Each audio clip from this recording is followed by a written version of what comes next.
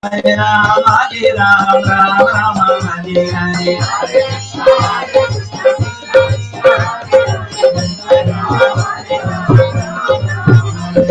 Hare Krishna,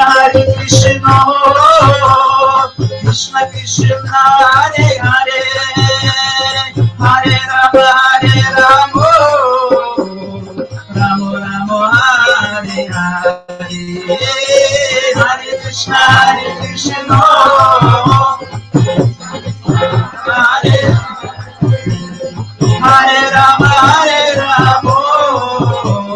Rama Rama, Hare Hare. Hare Krishna,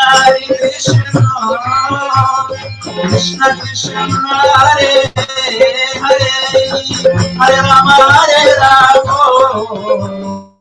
Rama Rama, Hare Hare.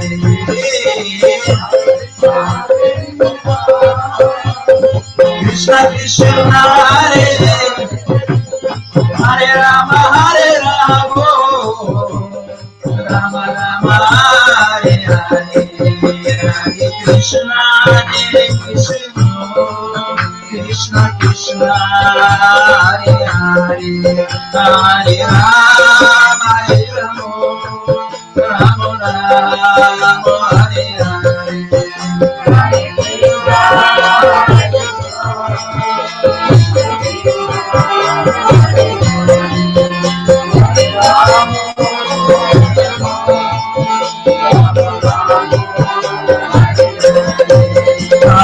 Krishna, Krishna Krishna, Hare Hare, Hare Rama, Rama Rama, Hare Hare. Hare Krishna, Krishna Krishna, Hare Hare, Hare Rama,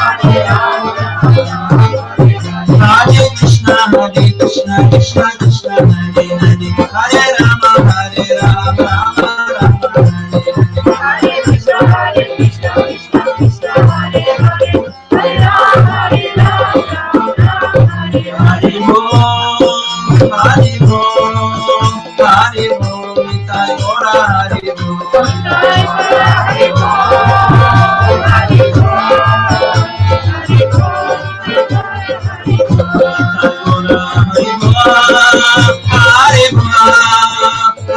Bol, Nitai Gora Hare Bol, Hare Bol,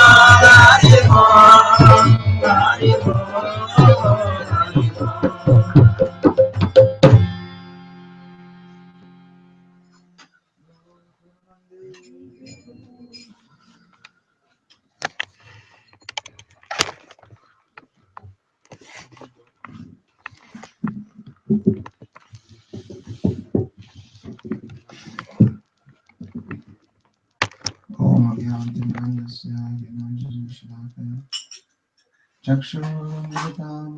Tasmai Shri Gurave Namaः. Vandeham Shri Guru Varam Shri Rupanuga Pravaram Brajavasarasikam Chandrayam Tam Prapanam Shri Guru Charanam Vande Ramana Prasthaya Bhutale Rupanuga Bhaktidam Chakripamurti Narayanam Vanchakalpatarubhyascha Kripasindhuveva cha Patitanam Pavanebhyo Vaishnavibhyo Namo Namah. Shri Krishna Chaitanya Prabhu Nityananda Shri Advaita Gadadhar Shivasadi Gaura Bhakta Vrinda. Hare Krishna, Krishna Krishna, Hare Hare, Hare Rama, Rama Rama, Hare Hare. First of all, I offer my Sashtanga Dandavat pranams to the lotus feet of our Paramaragitama, our most worshipful Srila Gurudev, Nitya Lila Pravishta Om Vishnu Pad, Shri Srimad Bhaktivedanta Narayan Goswami Sri Guru Maharaj. Прежде всего предлагаю свои саштанга дандават пранаму моему Парамараде Таму, моему Гурудеву, достойному самого высшего почитания. Нитя Правишна Вишнупаду Штарашата Шишимад Бхактивиданти Нарайани Госвами Махараджу. Likewise to Arupa Nuga Guru Varga, to the assembled Vaishnavas, Vaishnavis, my dear respected God brothers, God sisters, and members of Srila Gurudev's family. И такие же поклоны всей Рупануга Гуру Варге, всем присутствующим вайшнавам, вайшнавам, всем моим духовным братьям и сестрам, всем членам семьи Шрилы Гурудева. Please accept my Dandavat pranam. Пожалуйста, примите мои Дандават пранамы. This morning we touched on glories of Srila Krishna Chakravarti Thakur, Baladevi Devushan, and Bhaktivinoda Thakur. Сегодня утром мы уже коснулись славы Вишванатха Чакраварти Такура, Баладеви Дябушана, а также Шрила Бхактивинода Такура. So this evening we continue on glories of Шрила Бхактисиддханта Сарасвати Thakur. И сегодня вечером мы продолжим наши разговоры. Теперь будем говорить о славе Шрила Бхактисиддханта Сарасвати Такура. I'll start from where I stopped this morning. I was telling that Srila Gurudev has mentioned Bhaktivinoda Thakur has given many gifts to us, but very prominent. He's given this very prominent two special gifts to this world. One is Mayapur, and second is his son Bhaktisiddhanta Saraswati Thakur. Я уже говорил сегодня утром слова Шрила Гурудева. Шрила Гурудев объяснял, что Бхактивинода Такур даровал этому миру два особых подарка. Он написал много книг, много чего сделал, но особенно вот эти два подарка. Первый, он раскрыл место явления Махапрабху, Майпур, а второе, он привел в этот мир Шрила Бхактисиддханта Сарасвати Такура. So, Srila Bhaktivinoda Thakur, we know he has written so many books, and it is the desire that all his writings will not be wasted. Also, he has now discovered Mayapur, so now who will help him broadcast the glories of Mayapur? Шрила Бхактивинода Такур записал очень много книг, и встал вопрос о том, а кто же теперь защитит эти книги. И также теперь было раскрыто место явления Махапрабху в Майпуре, и кто теперь раскроет славу этого места.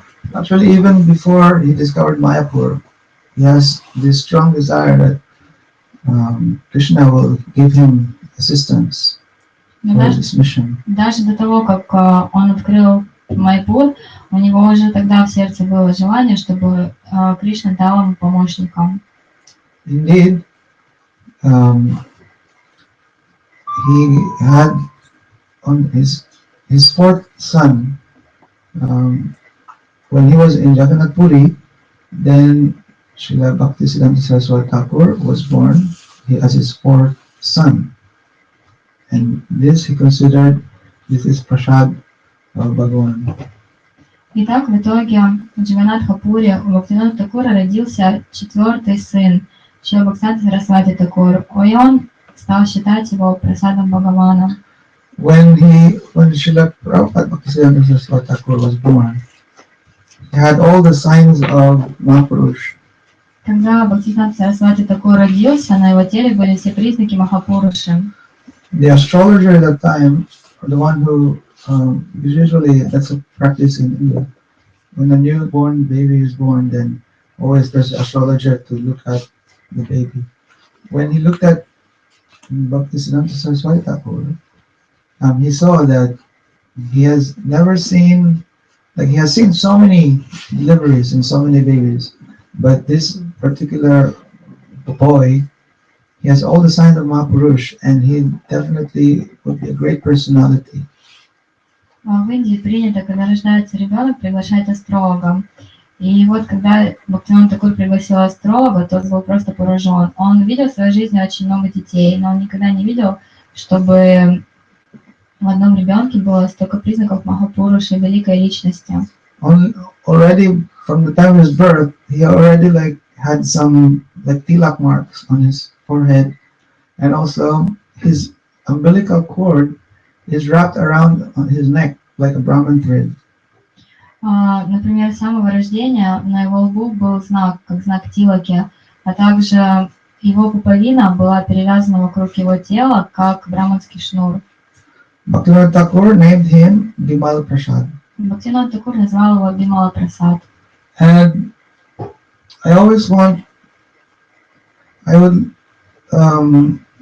we can relate actually the name Bimal Prasad to the story of Lord Jagannath. Take note, he was born in Jagannath Puri.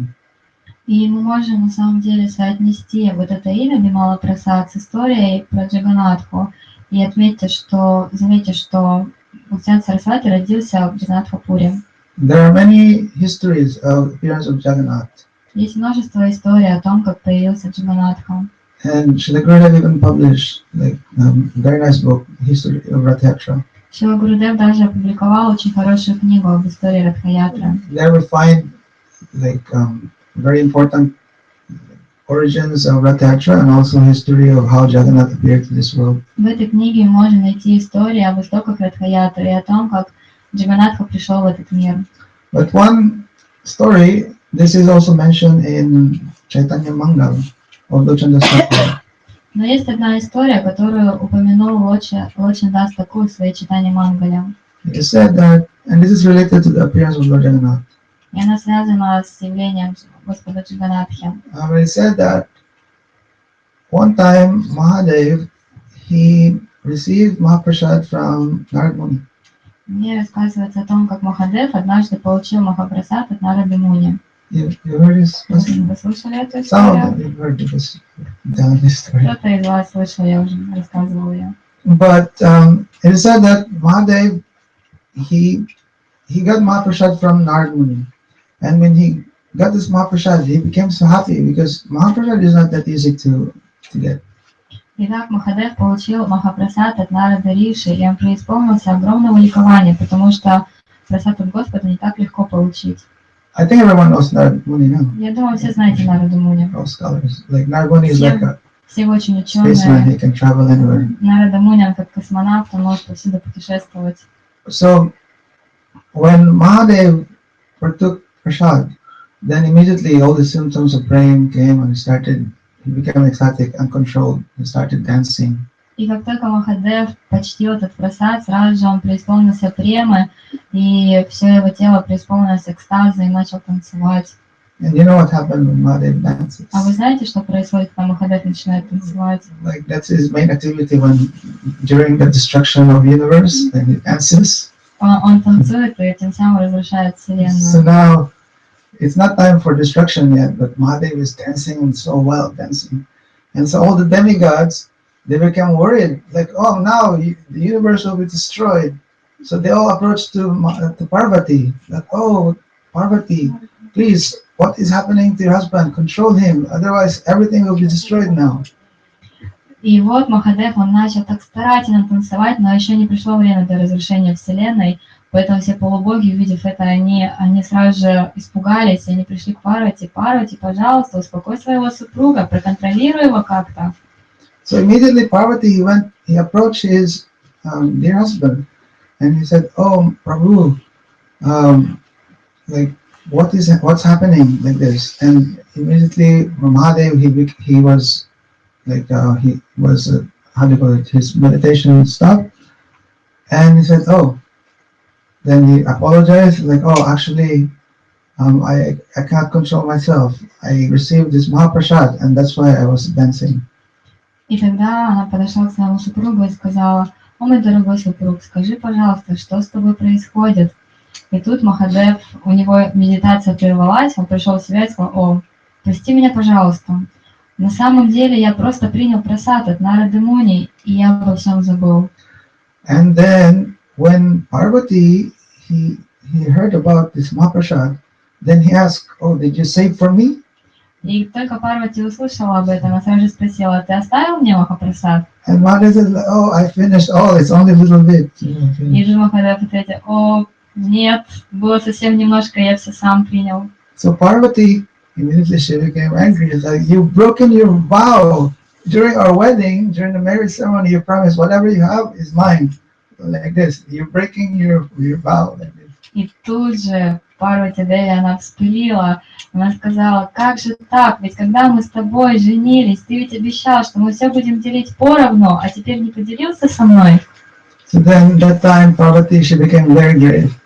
And then she said, "If Bhagavan will give me Mahaprasad, then I made a promise now that I will make sure that all my children in this material world, they will be able to partake this prasadam."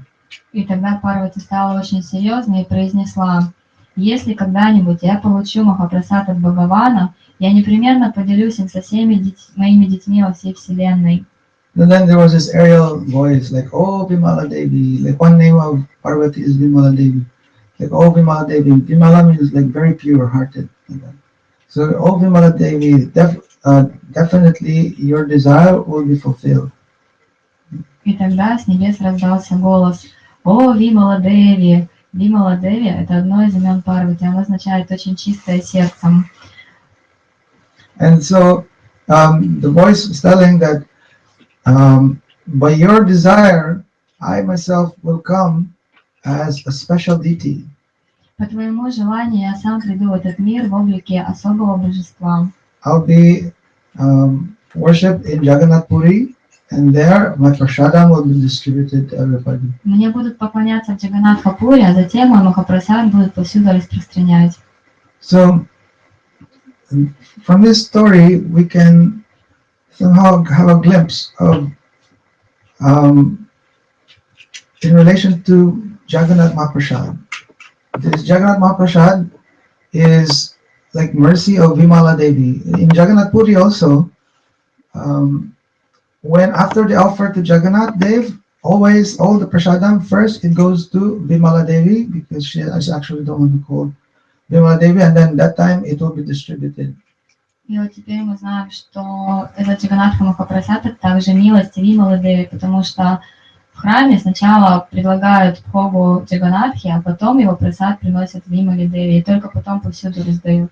So then Bhaktivinoda Thakur, by naming his son Vimala Prasad, then he is saying like in Puri, there's Jagannath Mahaprasad. His son will also be Prasad of Jagannath. And this time it's not something you eat, but he will be distributing this rasa, like Rupa Goswami and the Guru Varga. И Бхактивинода Такур не просто так назвал своего сына Вимала Прасад, потому что он принял рождение в Джаганнатха-пури, и теперь он будет раздавать необычный прасад, он теперь будет раздавать всем живым существам Бхакти-расу. So from early childhood, Шрила Бхактисиддханта Сарасвати Thakur, Vimala Prasad, he has learned many things from Bhaktivinoda Thakur. He would always be assisting him in all his activities. С самого детства Шрила Бхактисиддханта Сарасвати Такур, он был рядом с Бхактивинодой Такуром, всегда сопровождал его в самой разной деятельности и обучался у него. He received the Nrsimha mantras and Kurma mantras and Harinam from Bhaktivinoda Thakur. Он получил от него Нарисимха мантру, Курма мантру и Харинаму. And Bhaktivinoda Thakur, as we heard, he's writing many things. So all these are in possession of, within the access of Srila like Vimala Prasad. Like all his writings. И в итоге все, что написал Бхактивинода Такур, он передал в итоге это Вимала Прасаду. And Bhaktivinoda Thakur, he regularly gives classes to many people. And Vimala Prasad will always be there, listening and helping him, like carrying his books and everything. Но кроме того, Бхактивинода Такур очень часто давал лекции разным людям. И Вимала Прасад не только сопровождал его, он также помогал ему, носил его книги. So like, Rupa Goswami has this disciple, Jiva Goswami. And Jiva Goswami is serving Rupa and being trained with all his concepts of Rupa Goswami. Vimala Prasad is like that to Bhaktivinoda Thakur. Мы знаем историю про Рупу Госвами и Джива Госвами, потому что Джива Госвами всегда обучался у Рупы, всегда сопровождал его и обучался у него, и так он постиг полностью учение Рупы Госвами. То же самое происходило и в истории с Вималой Прасадом и Бхактивинодом Такуром. Because really, indeed, like later on, when Prabhupada now he established Gaudiya Math, all these books of Bhaktivinoda Thakur, he was the one who like printed all this. Like Jiva Goswami, if not for Jiva Goswami sending Narottam Srinivasa Shamananda, then all these books of Rupa Sanatan will not be distributed all over. Mm-hmm. So with Prabhupada, now he had many disciples later on. Then all these books of Bhaktivinoda Thakur, now that's why it's available now, because he published all of this. И так же, как Джива Госвами в итоге сохранил все книги Рупы Госвами и позже передал миссию по распространению книг своим ученикам Нароттаму Шринивасу и Шимананде, таким же образом Шрила Бхактисиддханта Сарасвати Такур намного позже, когда у него уже появилось много учеников, и когда он уже открыл Гаудия-мат, он начал печатать все книги Бхактивинода Такура. Именно благодаря этому эти книги стали доступными для нас. We all know Prabhupada Bhaktisiddhanta Saraswati Thakur, he was a great scholar also. Мы знаем также, что Прабхупада Сарасвати Такур был великим ученым. And in fact, we know that he has photographic memory and is a very good astrologer also. Мы знаем, что у него была фотографическая память, и также он был очень хорошим астрологом. That even up to now, in Calcutta University, there's a seat reserved for him from that time, and up to now is there. But he never accepted this. Like a seat that in honor for him to be like the astrologer of, like an award, like a throne. И до сих пор в университете Калькутты там есть почетное место, выделено Шриле Бхактисиддханте Сарасвати Такуру, как знак почтения перед его выдающимися способностями.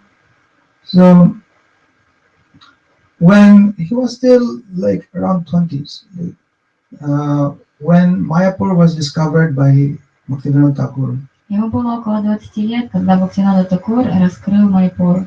That time they were in Puri, but then they visit Mayapur. В то время они жили в Навадвипе, время от времени приезжали в Майпур.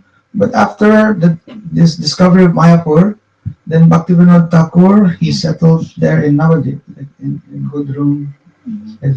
And it was during this time that Prabhupada met Srila Gaura Babaji Maharaj. И после того, как был открыт Майпур, тогда Бхактивинода Такур, он уже обосновался в Навадвипе, в Гадру-Мадвипе. И как раз в это время Прабхупада Сарасвати Такур встретился с Гауракишором Даси Бабаджи Махараджем. So since the discovery of Mayapur, Srila Gaura Babaji Maharaj has lived in like Navadvip. Before he was living in Radhakund in Braj. Прежде Гауракишора Дас Бабаджи жил на Радакунде во Врадже. Но после того, как был открыт Майпур, он поселился в Навадвипе. Now, it is said, Prabhupada Bhaktisiddhanta Saraswati Thakur himself said that seeing Gaura Das Babaji Maharaj, he had this very big impression of pure bhakti from his personality.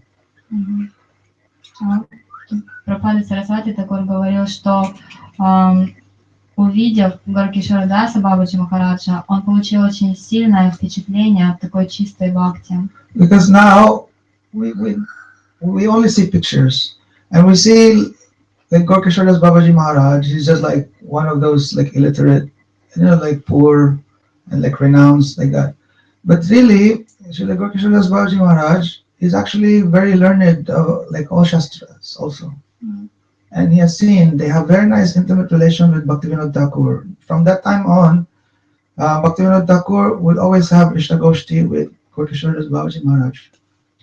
Если мы посмотрим на его изображение, то что можем увидеть? Он был неграмотный, бедный, отреченный, но на самом деле он обладал очень незаурядными способностями, он знал все писания. И также у него были очень близкие отношения с Бхактивинодой Такуром. Очень часто они устраивали штагоштхи. And Gaura Das Babaji Maharaj, although he's illiterate, but he has like all these like inner like power. He can see like who is there, who is a pretender and who has pure devotional mood. Несмотря на то, что он был неграмотным, он был очень проницателен, он всегда видел, кто только притворяется, а у кого действительно есть чистое настроение в сердце. So when we hear that Gaura Das Babaji Maharaj, his Diksha Guru of Srila Prabhupada Bhaktisiddhanta Saraswati Thakur, we really cannot just say like, oh, it's just for sake of formality that he needs Guru, or sometimes people say Bhaktivinoda Thakur like ordered him to take Diksha from Gaura Das Babaji Maharaj. Мы знаем также, что Гуру Шрила Бхактисиддханта Махарадж является дикша-гуру Бхактисиддханта Сарасвати Такура. И некоторые думают, что он принял дикшу чисто из формальности. А кто-то даже говорит, что Бхактинат Такур просто велел ему сделать это. Because really, he has this deep love on Srila Gaurkishore Babaji Maharaj. Но на самом деле у него была очень глубокая любовь к Гуру Шридасу Бабаджи Махараджу. And really, in one article, Srila Prabhupada Bhaktisiddhanta Saraswati Thakur said that in his humility, he was telling like, I'm a very proud person, like very, so-called learned, and I'm always judging, like who is devotee, who's like that. And he said, if only I see in my Gurudev,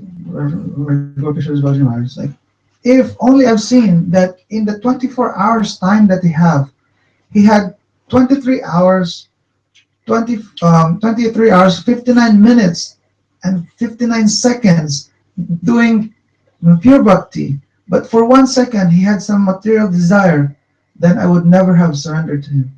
He was telling that really I've seen everything so pure in this person. Однажды Шрила Бхактисиддханта Сарасвати Такур в смиренном настроении сказал, что я очень кичусь своими познаниями, и я все время сужу, кто преданный, а кто нет. Но если мой Гурудев будет погружен в баджан 23 часа, 59 минут и 59 секунд на протяжении дня, но 1 секунду он будет выделять на чувственное наслаждение, я никогда не приму его, потому что я предпочитаю только чистую концепцию бхакти. We sing this song, Kothai Go Prema. Знаете, поем этот баджан. This one, Prabhupada, he wrote this because he's hearing from Gaurkishore Das Babaji Maharaj. Этот баджан Бхактисиддханта Сарасвати Такур услышал от Гауркишора Даса Бабаджи и записал его. We have seen how Gaurkishore Das Babaji Maharaj would be mad in separation like Raghunath Das Goswami. Он видел, в каком безумном состоянии разлуки пребывал Гауркишор Дас Бабаджи Махарадж. Это состояние было подобно состоянию Рагунатха Даса Госвами. So really, he has this deep relationship with Gaurkishore Das Babaji Maharaj. И у него были очень глубокие отношения с Гауркишора Даса Бабаджи Махараджем. So, therefore, he, upon confirmation from Bhaktivinoda Thakur or inspiration of Bhaktivinoda Thakur, he been wanting to take diksha from Gaurkishore Das Babaji Maharaj. И по вдохновению Бхактивинода Такура у него было сильное желание получить дикшу от Гауркишора Даса Бабаджи. But we know that he does not want to accept any disciple of Gaurkishore. Но мы знаем, что Гауркишор Дас, он никогда не принимал учеников. And therefore, many times he would say, like, oh, I will ask permission from Nitai. If he allow, then I will, I will accept. И поэтому много раз он отвечал на эту просьбу: мне нужно попросить разрешения у Нитая. Если он разрешит, тогда я дам. But many times he would refuse. Но много раз он просто отвергал. So, Srila Prabhupada Bhaktisiddhanta Saraswati Thakur, he followed a vrat. This kind of vrat is based on the moon. Like on full moon, he would eat like 15 spoonfuls of prasadam, and then it gets lesser and lesser until the new moon, then nothing, like this, according to the moon, like that, and very strict, vow until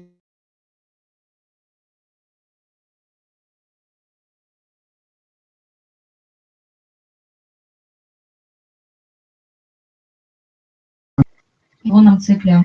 То есть в полнолуние он мог принимать 15 ложек прасада, и потом по убывающей это количество уменьшалось в итоге до 1 ложки, и потом вообще ничего не ел. И так его состояние ухудшилось, он очень ослаб, чем вызвал беспокойство со стороны Гауркишора Даса Бабаджи. Also, from that time on, he also, part of his vrat is he would chant like 1 billion names of Harinam.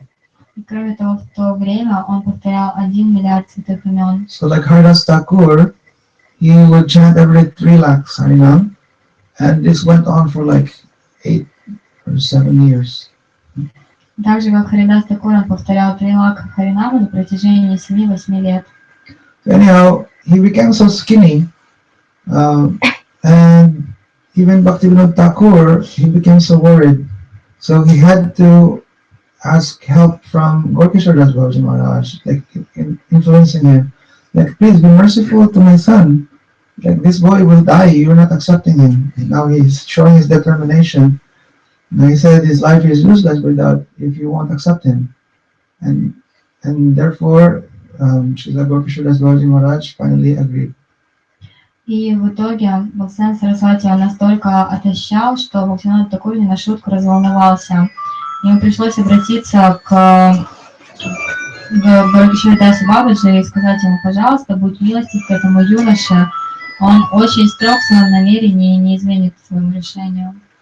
Now take note that it is Srila Prabhupada Bhaktisiddhanta Saraswati Thakur who showed to his family that our family is Bhagavad Guru Parampara. This is not based on Diksha. This is where the knowledge would come, like, and regardless of who's your Diksha Guru, like this. И заметьте, что именно Шрила Бхактисиддханта Сарасвати Такур, он показал нам настоящую духовную семью, которая называется Бхагавад Гуру Парампара. Эта линия, она не основана на Дикше. But he is giving example that although this is not based on Diksha, it is very important that you will have Diksha.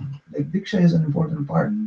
То есть эта парампара не основана на Дикше, она подразумевает, что парампара там, где находится чистое учение. Но с другой стороны, он же показал, что необходимо получить Дикшу. Showing example that if his guru, he wanted to have his Diksha from him, he didn't want to give, then he said his life is useless. Он показал, что он хочет получить Дикшу от учителя, и если учитель не дает ему Дикшу, тогда его жизнь бесполезна. And so therefore, he got Diksha from Gorkishore Das Babaji Maharaj. And Gorkishore Das Babaji Maharaj gave him the name Varsha Vanavidevi Daita Das. И в итоге он получил Дикшу от Горкишора Даса Бабаджи, и тот дал ему имя Шри Варшабана Видеви Дайта Дас. So Varsha Vanavidevi means Radharani. Варшабана Видеви означает Радхарани. So Varsha Vanavidevi Daita, who's the dear to Varshana Devi, and the das of that's Prabhupada Bhaktisiddhanta Saraswati Thakur. Варшабана Видеви означает Шримати Радхарани, Варшабана Видеви Даита означает та, кто очень дорога Шримати Радхарани, а дас как раз подразумевает слугу от этой личности, и это сам Шрила Бхактисиддханта Сарасвати Такур. So when you say Varshanavi Devi Daita, that can be, who's the Daita of Varshanavi Devi? Could be Rupa Manjari, or could be like his Gurudev, Gorkishore Das Babaji, who's one Manjari also, and he's the servant of that one. И когда мы говорим Варшабана Видеви Даита, кто может быть вот этой Даита? Это может быть Рупа Манджари или какая-то другая Манджари, или, возможно, это сам Горкишора Дас Бабаджи Махарадж в своем облике Манджари, потому что Шрила Бхактисиддханта Сарасвати Такур является его слугой. So when he got Diksha, this was during the time when he was doing this intensive, vow to do Harinam. Now, this is also one lesson that we see in his life.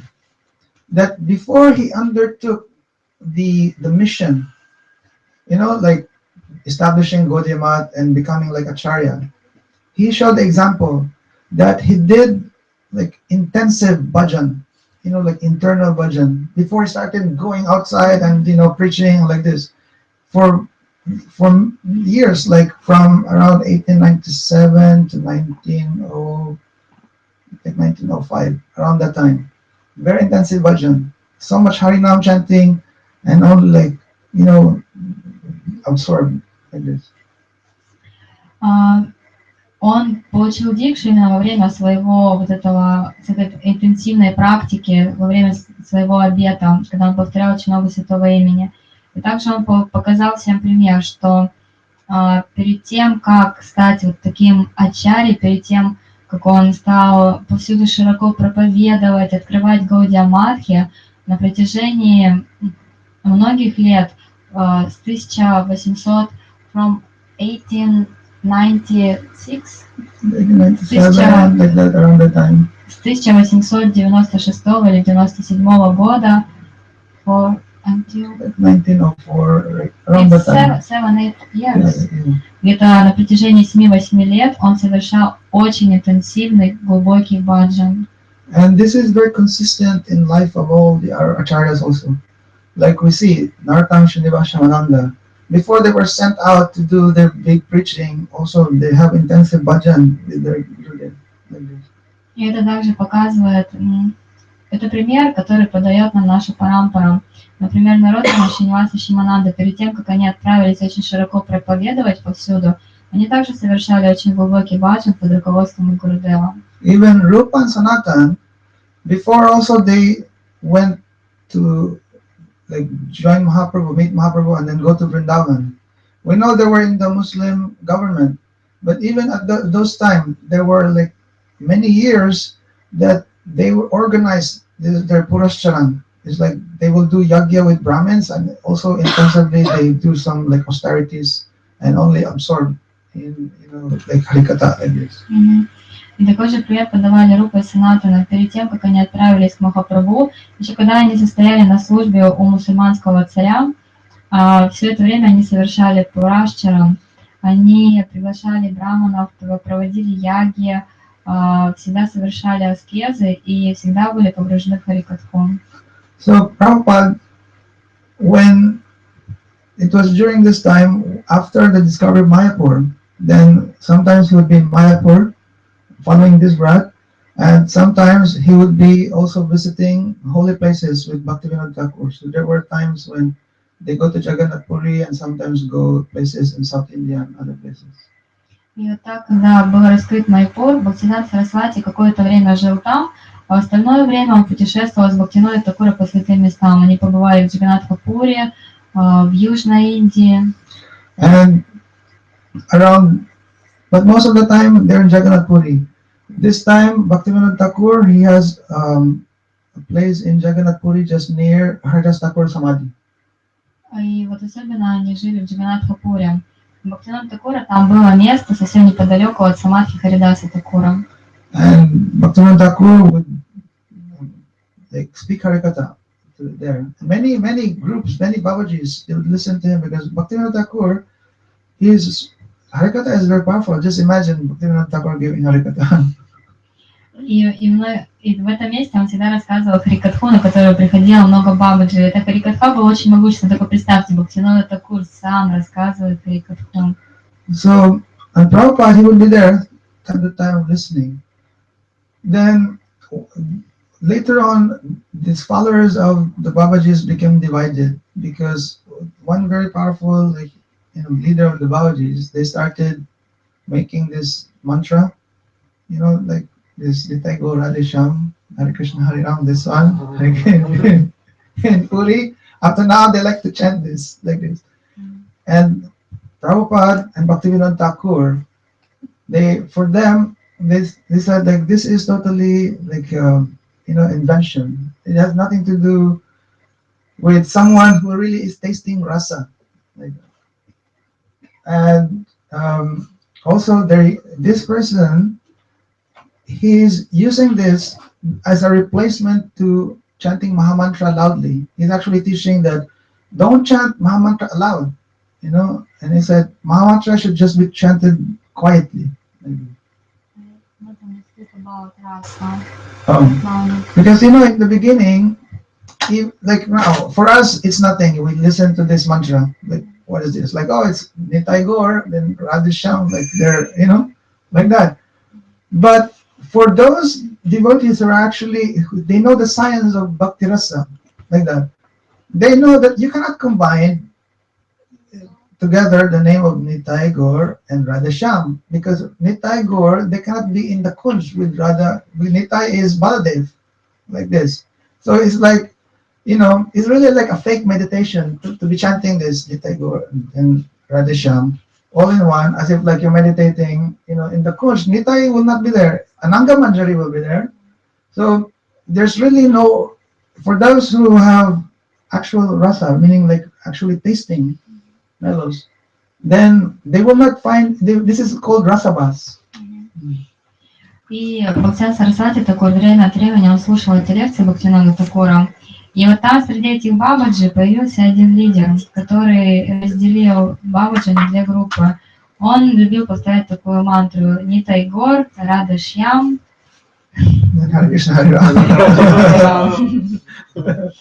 И как бы он утверждал, что это очень хорошая мантра, и ею нужно заменять маха-мантру. And Mahamantra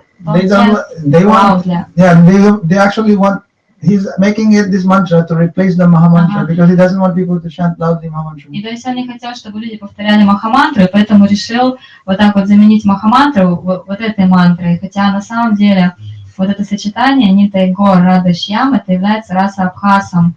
То есть те люди, которые хотя бы немножко имеют представление о расе, они не могут повторять эту мантру, потому что Нитай и Гауранга никогда не могут быть в кунже с Радой Кришной.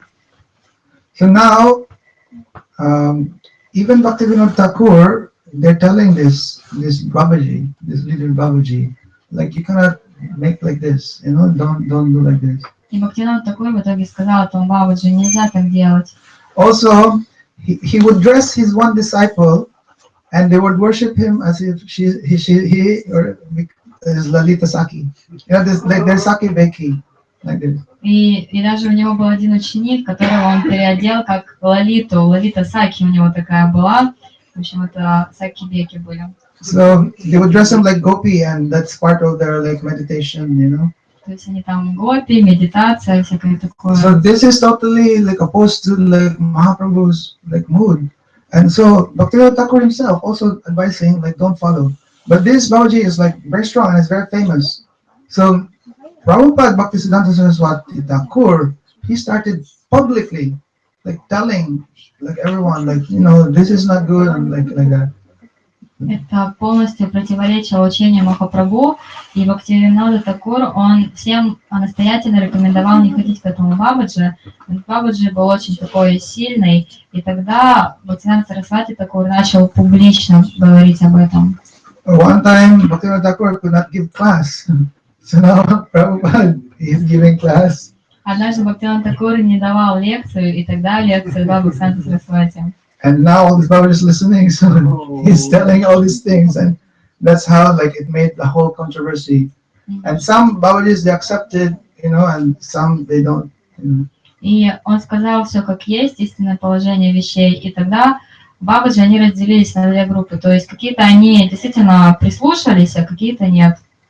And Prabhupada, he was telling that even Rupa Goswami, in his one Ashtakam, he said Hare Krishna Uchayar. That Mahaprabhu, he is chanting loudly like Hare Krishna mantra. So he said there is evidence. Rupa Goswami himself has witnessed Mahaprabhu chanting Mahamantra aloud like this. Бхактисиддханта Сарасвати такой сказал, что есть свидетельство. Рупа Госвами сам был свидетелем того, как сам Махапрабху очень громко повторял Махамантру. Anyhow, their group is big. But you know, later on also when Prabhupada had Gaudiya Math already in Puri, and they established like Math, you know, near Tota Gopinath, there's Purushottam Math. That was the first Math in Puri. They said when these Babajis, they would do like Sankirtan with this mantra, then like Prabhupada would call all his disciples and bring like all their gong and like that. And, like they make so much noise so people will not hear this mantra. Говорится, что когда Бхактисиддханта Сарасвати Такур открылся первый Гаудия Мат в Джаганатха-Пуре, этот храм Пурушоттам Мат, он находится неподалеку от Тота Гопинатха. Когда вот эти бабаджи, они собирались вместе и начинали петь вот эти мантры, Бхактисиддханта Сарасвати Такур, он созывал всех своих учеников, и они делали очень много шума, играли на гонгах, на караталах, на всех инструментах, чтобы никто не слышал эту мантру. Then later on, they would not pass by anymore that area. They would go a different way. И позже, в общем, эти бабаджи, они уже не проходили мимо этого матха, они обходили его стороной. Also, Gurudev, like when we were in Puri, when we go to Haridas Thakur Samadhi, then this always the chanting there. So Gurudev would tell us, like, chant Hare Krishna loud so you cannot hear this. И Гурудев, когда он также водил нас, Parikrama, chanting, you're only hearing your Mahamantra. когда Гурудев водил нас на парикраму по Джаганатхапуре, мы приходили в Самадхи Харидаса Такура, там он очень любит повторять эту мантру. И когда туда приходили с Гурудевом, он всегда говорил своим ученикам, повторяйте очень громко Махамантру. И когда идете по парикраме, тоже повторяйте громко Махамантру. So anyhow, that's how it started, like some the Babaji is becoming the critical to Prabhupada, because he now started publicly like telling this truth. И многие бабаджи, они стали очень враждебно настроены к Прабхупаде, потому что он говорил правду. And therefore, Шрила Бхактисиддханта Thakur told him, okay, just stay in Navadvip. You continue your run there, stay in Mayapur. And from that time, Prabhupada was in Mayapur. И после этого Бхактисиддханта Такур сказал ему, хорошо, ты продолжай совершать свои баджи на Мадвипе, и больше не надо приезжать сюда, будь в Майпуре. So, the first place he stayed was this place near Chandrasekhar's house in Mahaprabhu Lila. No, he was staying in Yogapit, but he also had a hut.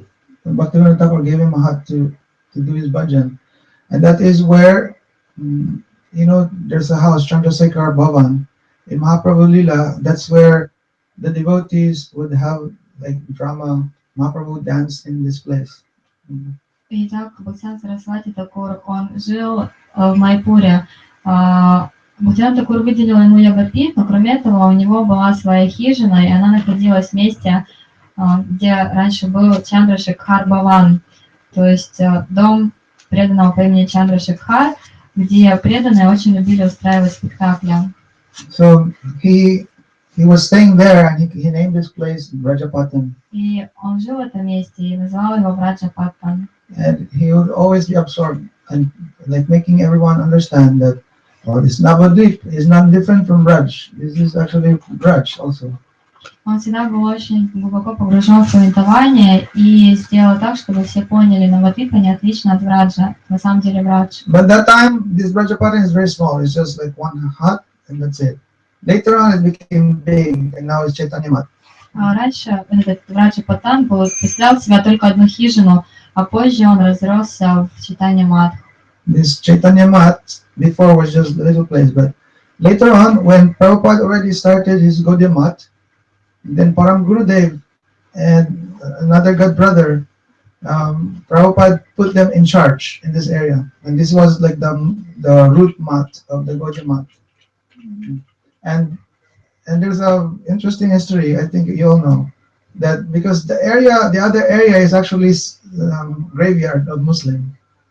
И там история такая была связана с этим читанием Матхом. Там была большая территория, и эту территорию Бхактисиддханта Сарасвати отдал в итоге нашему Парам-Гурудеву и другим своим ученикам для того, чтобы они заботились об этом месте. Я думаю, вы знаете историю, которая связана с этим местом, очень интересная. Раньше это было мусульманское кладбище. Param Gurudev is one of the early disciples of Prabhupada, and then later on, when Gaudiya Mat, they had some like centers in Calcutta and like this, and he was establishing like other centers. Param Gurudev, he and another good brother, Prabhupada made them in charge, so it is the desire of Prabhupada to get this area of actually the actual place where the Chandrasekhar Bhavan is, but that is cemetery.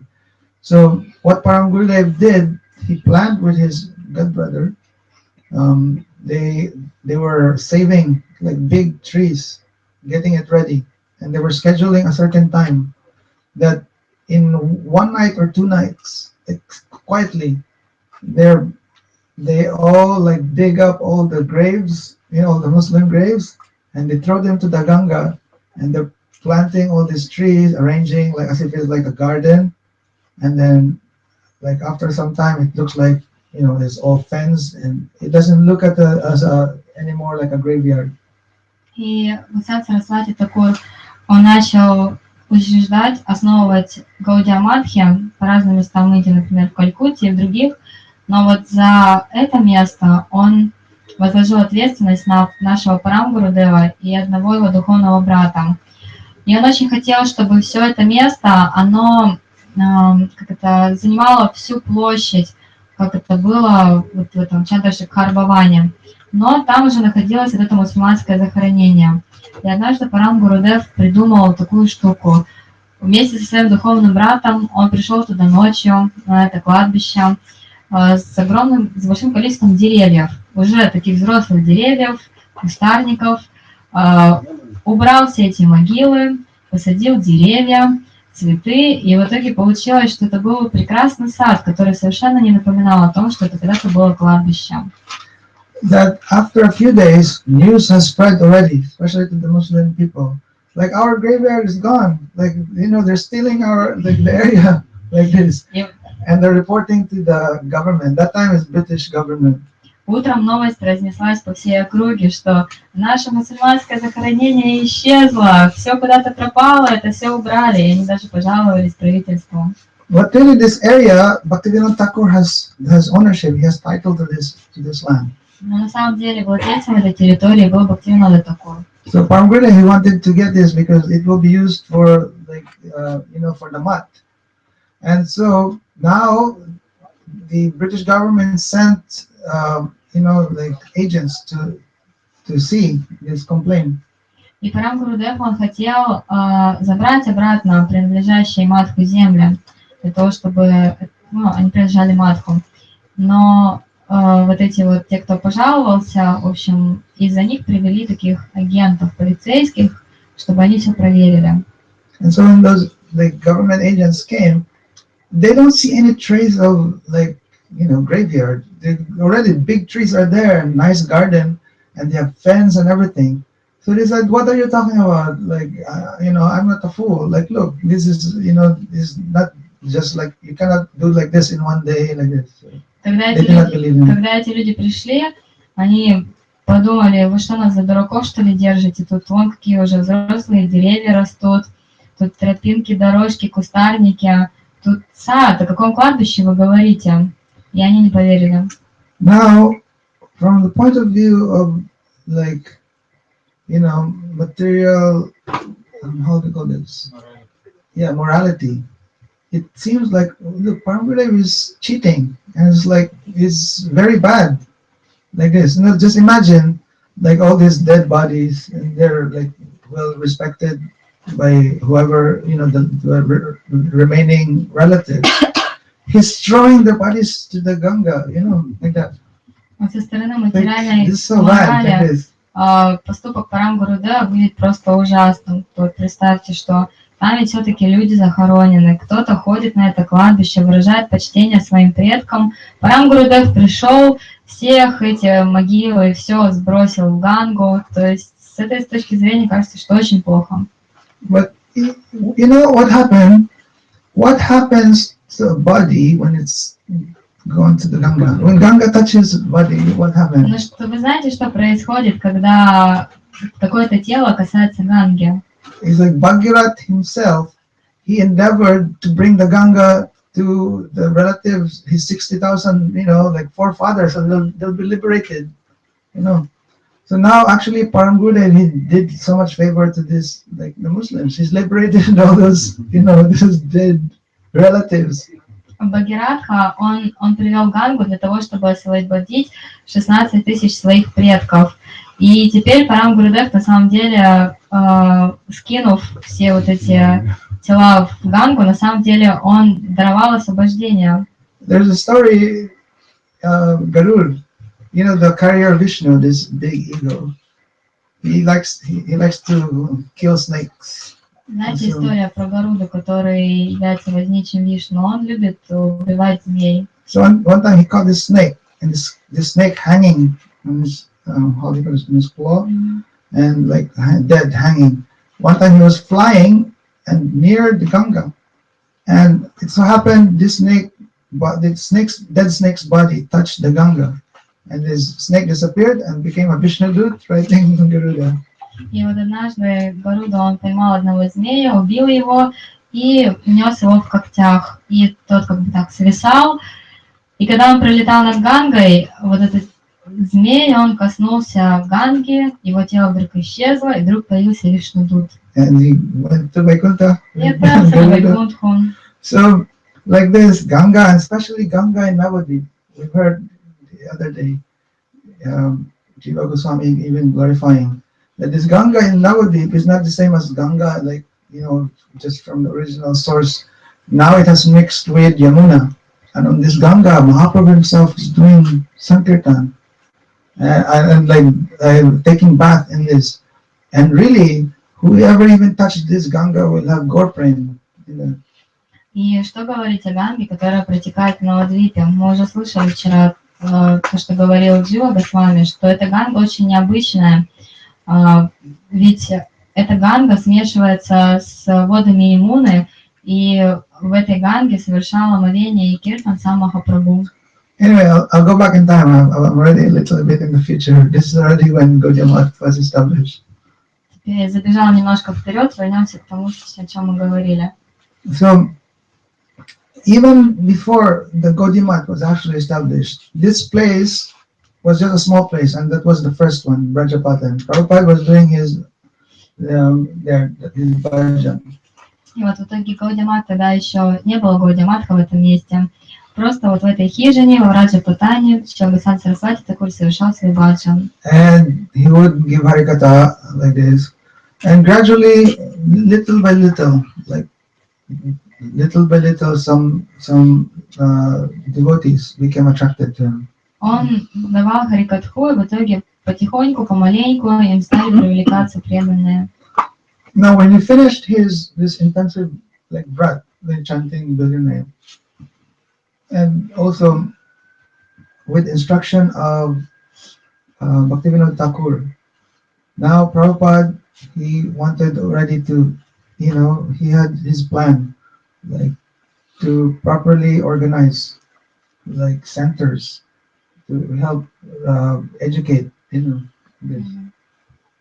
И в итоге, когда он завершил свой обет воспевания 1 миллиарда святых имен, он решил воплотить в жизнь желание Бхактивинода Такура и открыть обучающие центры. Prabhupada himself would be writing articles in newspapers, magazines, like this. Бхактисиддханта Сарасвати, он своей рукой записывал разные статьи в газеты и журналы. And with whoever new devotees, they would organize programs like kirtan and everything to attract people to come. Устраивал программы с новыми преданными для того, чтобы привлекать людей. And really, that's how he was able to start attracting the people. They would hold big kirtan programs and parikramas, and in this way they would invite even kirtaniyas, professional kirtaniyas. But it's only to attract people, and then from that he will have a venue to speak Harikatha. And Prabhupada is very powerful. So many young boys, intelligent boys, they're all attracted to him. Parikrama and kirtan. Он устраивал киртаны и парикрамы, даже приглашал профессиональных киртани для того, чтобы привлекать больше людей. Все это давало ему возможность рассказывать Харикатху, а рассказывал он очень мощно, и им очень привлекалось много разумных юношей. One of the things that is very controversial in Prabhupada, because later on he started accepting disciples, and he's giving them training as brahmacharis. И в итоге Бхактисиддханта Сарасвати Такур начал принимать учеников и обучал их, в общем, они становились брахмачарями. And later also he himself took the role was a sannyasi. He took sannyas. А позже он взял на себя роль саньяси, то есть принял саньясу. Because it was instruction of Bhaktivinoda Thakur that first good, establish what you already started doing now. This is Daivi Varnashram. So it's very important we understand this concept of Daivi Varnashram. Потому что это было одно из наставлений Бхактивинода Тхакура. Он сказал ему: сначала доделай то, что ты начал, то есть установи Дайви Варнашрама Дхарму, и теперь мы должны понять, что же это такое. During that time, there was this it's a very big thing in India, this caste consciousness, you know, like you're Brahmin, Sudra, like this. And it's all based on birth. В Индии очень развито кастовое сознание. Ты браман или шудра или вайшья, то есть все зависит от того, в какой семье ты родился. Someone born Brahmin in a Brahmin family, then it doesn't matter whether he's living like Sudra, he's eating meat and doing all illicit activities, or you know, like unclean, but he's Brahmin. It is. То есть, если, например, ты родился в семье брамана, но при этом живешь как шудра, ешь мясо, занимаешься разной греховной деятельностью, ты нечистоплотный, ты все равно браман. And Prabhupada has been teaching, like what is really the real interpretation of like shlokas and shastras, that these are this Brahman or this so-called caste is really not by birth but by quality. Like if someone may be born maybe Sudra, but he has the quality of a Brahmin, then he's qualified as a Brahmin. Еще Бхактисиддханта Сарасвати Такур показал, что все зависит далеко не от происхождения, все зависит от качеств человека. Если кто-то ведет себя как браман, у него есть браманские качества, тогда он является браманом. So also we know that before Prabhupada, all in our sampradaya, they're all trying to follow Rupa Goswami, meaning that's all the process. Like everyone, they do bhajan and they become like Paramahamsa. They're beyond all the rules of this, you know, caste. Mahaprabhu telling we're not this Varnashram Dharma anyway, like this. You know, he rejected Varnashram Dharma. So this is one reason, like the devotees, they're looked down by society. Because like, look, they don't follow like rules. And you know, and usually, really, devotees are beyond all rules. But if you pretend that you are beyond all rules and then you're doing all illicit activities, and this is what's happening, that's why they look down by people.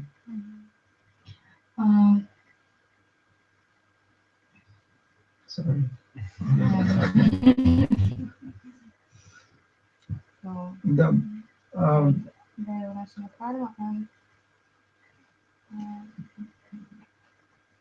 Where did I start?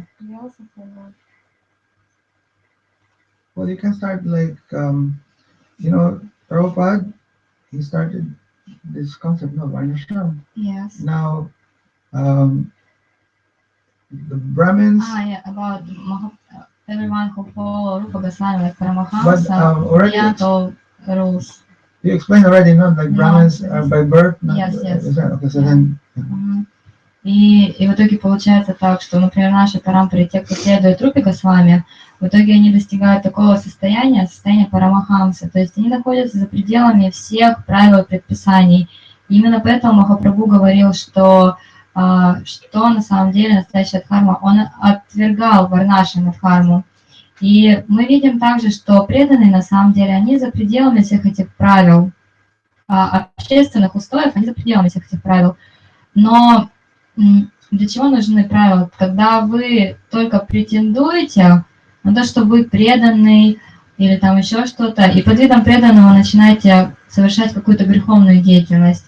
То есть тогда получается вы, if you like pretend to be a devotee and do some like this, try to understand.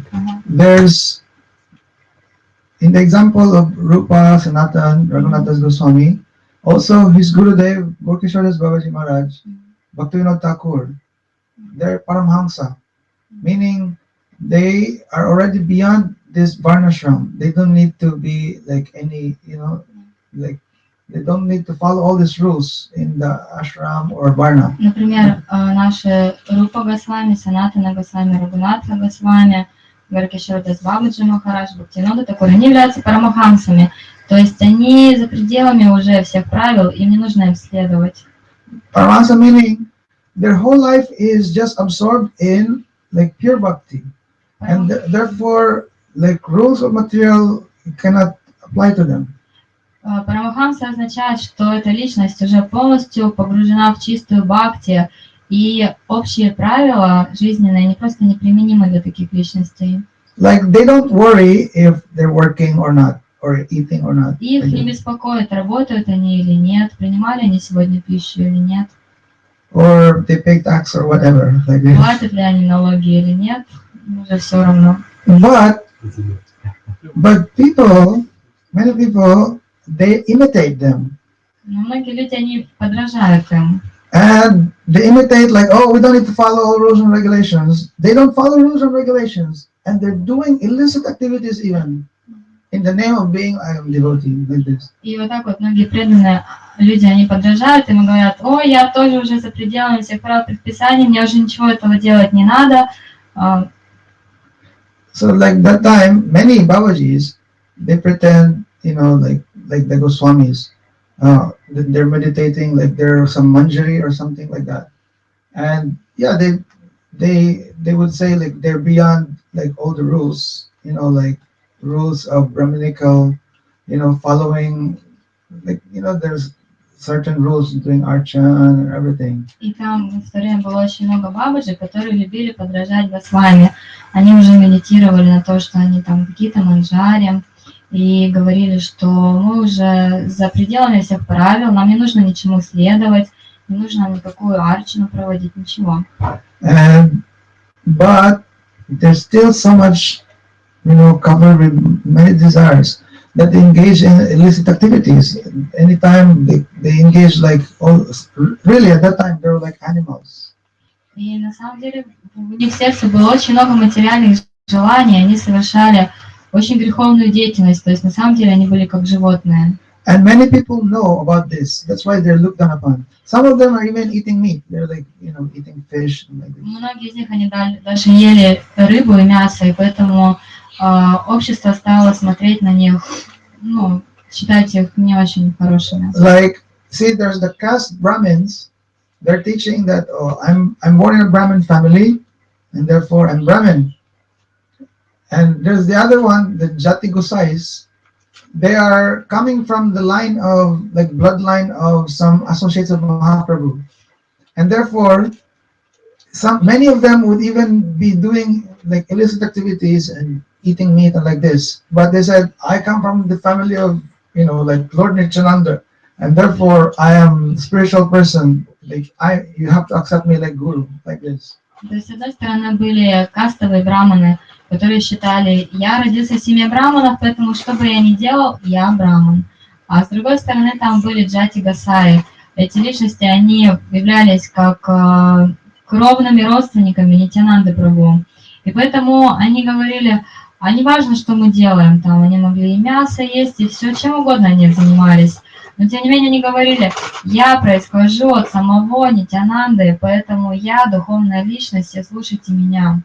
So Prabhupada, he wanted to make sure, he said, I will not pretend myself even the same level as my Guru Maharaj and Bhaktivinoda Thakur. Прабхупада сказала, я никогда не буду даже подражать тому уровню, который занимал мой Гуру Махарадж. I will take the role like sannyasi. I'm within the varna, I'm within the ashram. Я приму на себя род саньяси, то есть как будто бы я нахожусь в этой системе варнашрама. And I'm gonna train brahmacharis. И я буду обучать брахмачарю. And I will train grihastas like this. Then this way, society will be trained, like according to whatever their role to play. И так, в соответствии с этим, можно будет обучить общество, чтобы они выполняли свою роль. And also, they're teaching them to become like Brahmins. Кроме того, он обучал их браманическому поведению. Like meaning knower of God, like all in mood of goodness. То есть знание о Господе и поведение в гуне благости. So in this way, you see that Prabhupada, is using this varnashram system so that there is proper system to help the devotees later on progress. It is not like this is his goal. This is like a tool.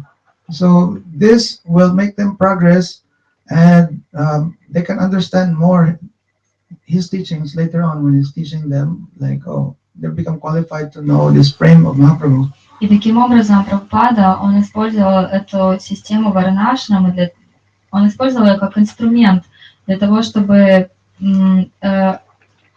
по-настоящему обучить преданных, для того, чтобы в дальнейшем они смогли понять прему Махапрабху. So at that time, the caste, now Prabhupada is like making new like enemies. First there was this Babajis in Puri, then now this caste Brahmins, then the Jati Gosais, like because Prabhupada is showing that whether you're born in a Brahmin or you're in some line of, you receive Diksha from some line of Mahaprabhu, if you're not following like really proper teaching, then you're not member of his family. Like this.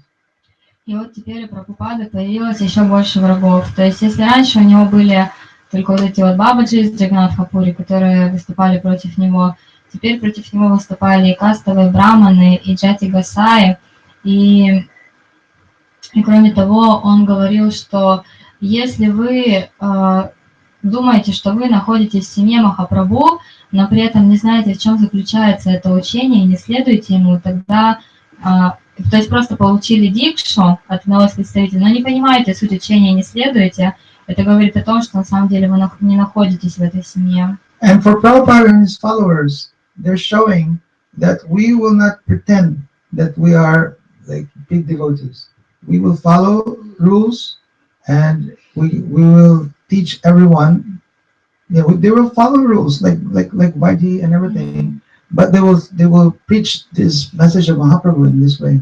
И так Прабхупада сказал, что мы не будем строить из себя великих преданных, мы будем показывать, что мы следуем Вайди Бхакти, то есть они действительно следовали правилам, предписаниям, но для чего? Для того, чтобы в дальнейшем достичь эту высшую цель данную Махапрабху. So in this way, many like intelligent like young men, they became so attracted with Prabhupada's, like sincere and pure teachings.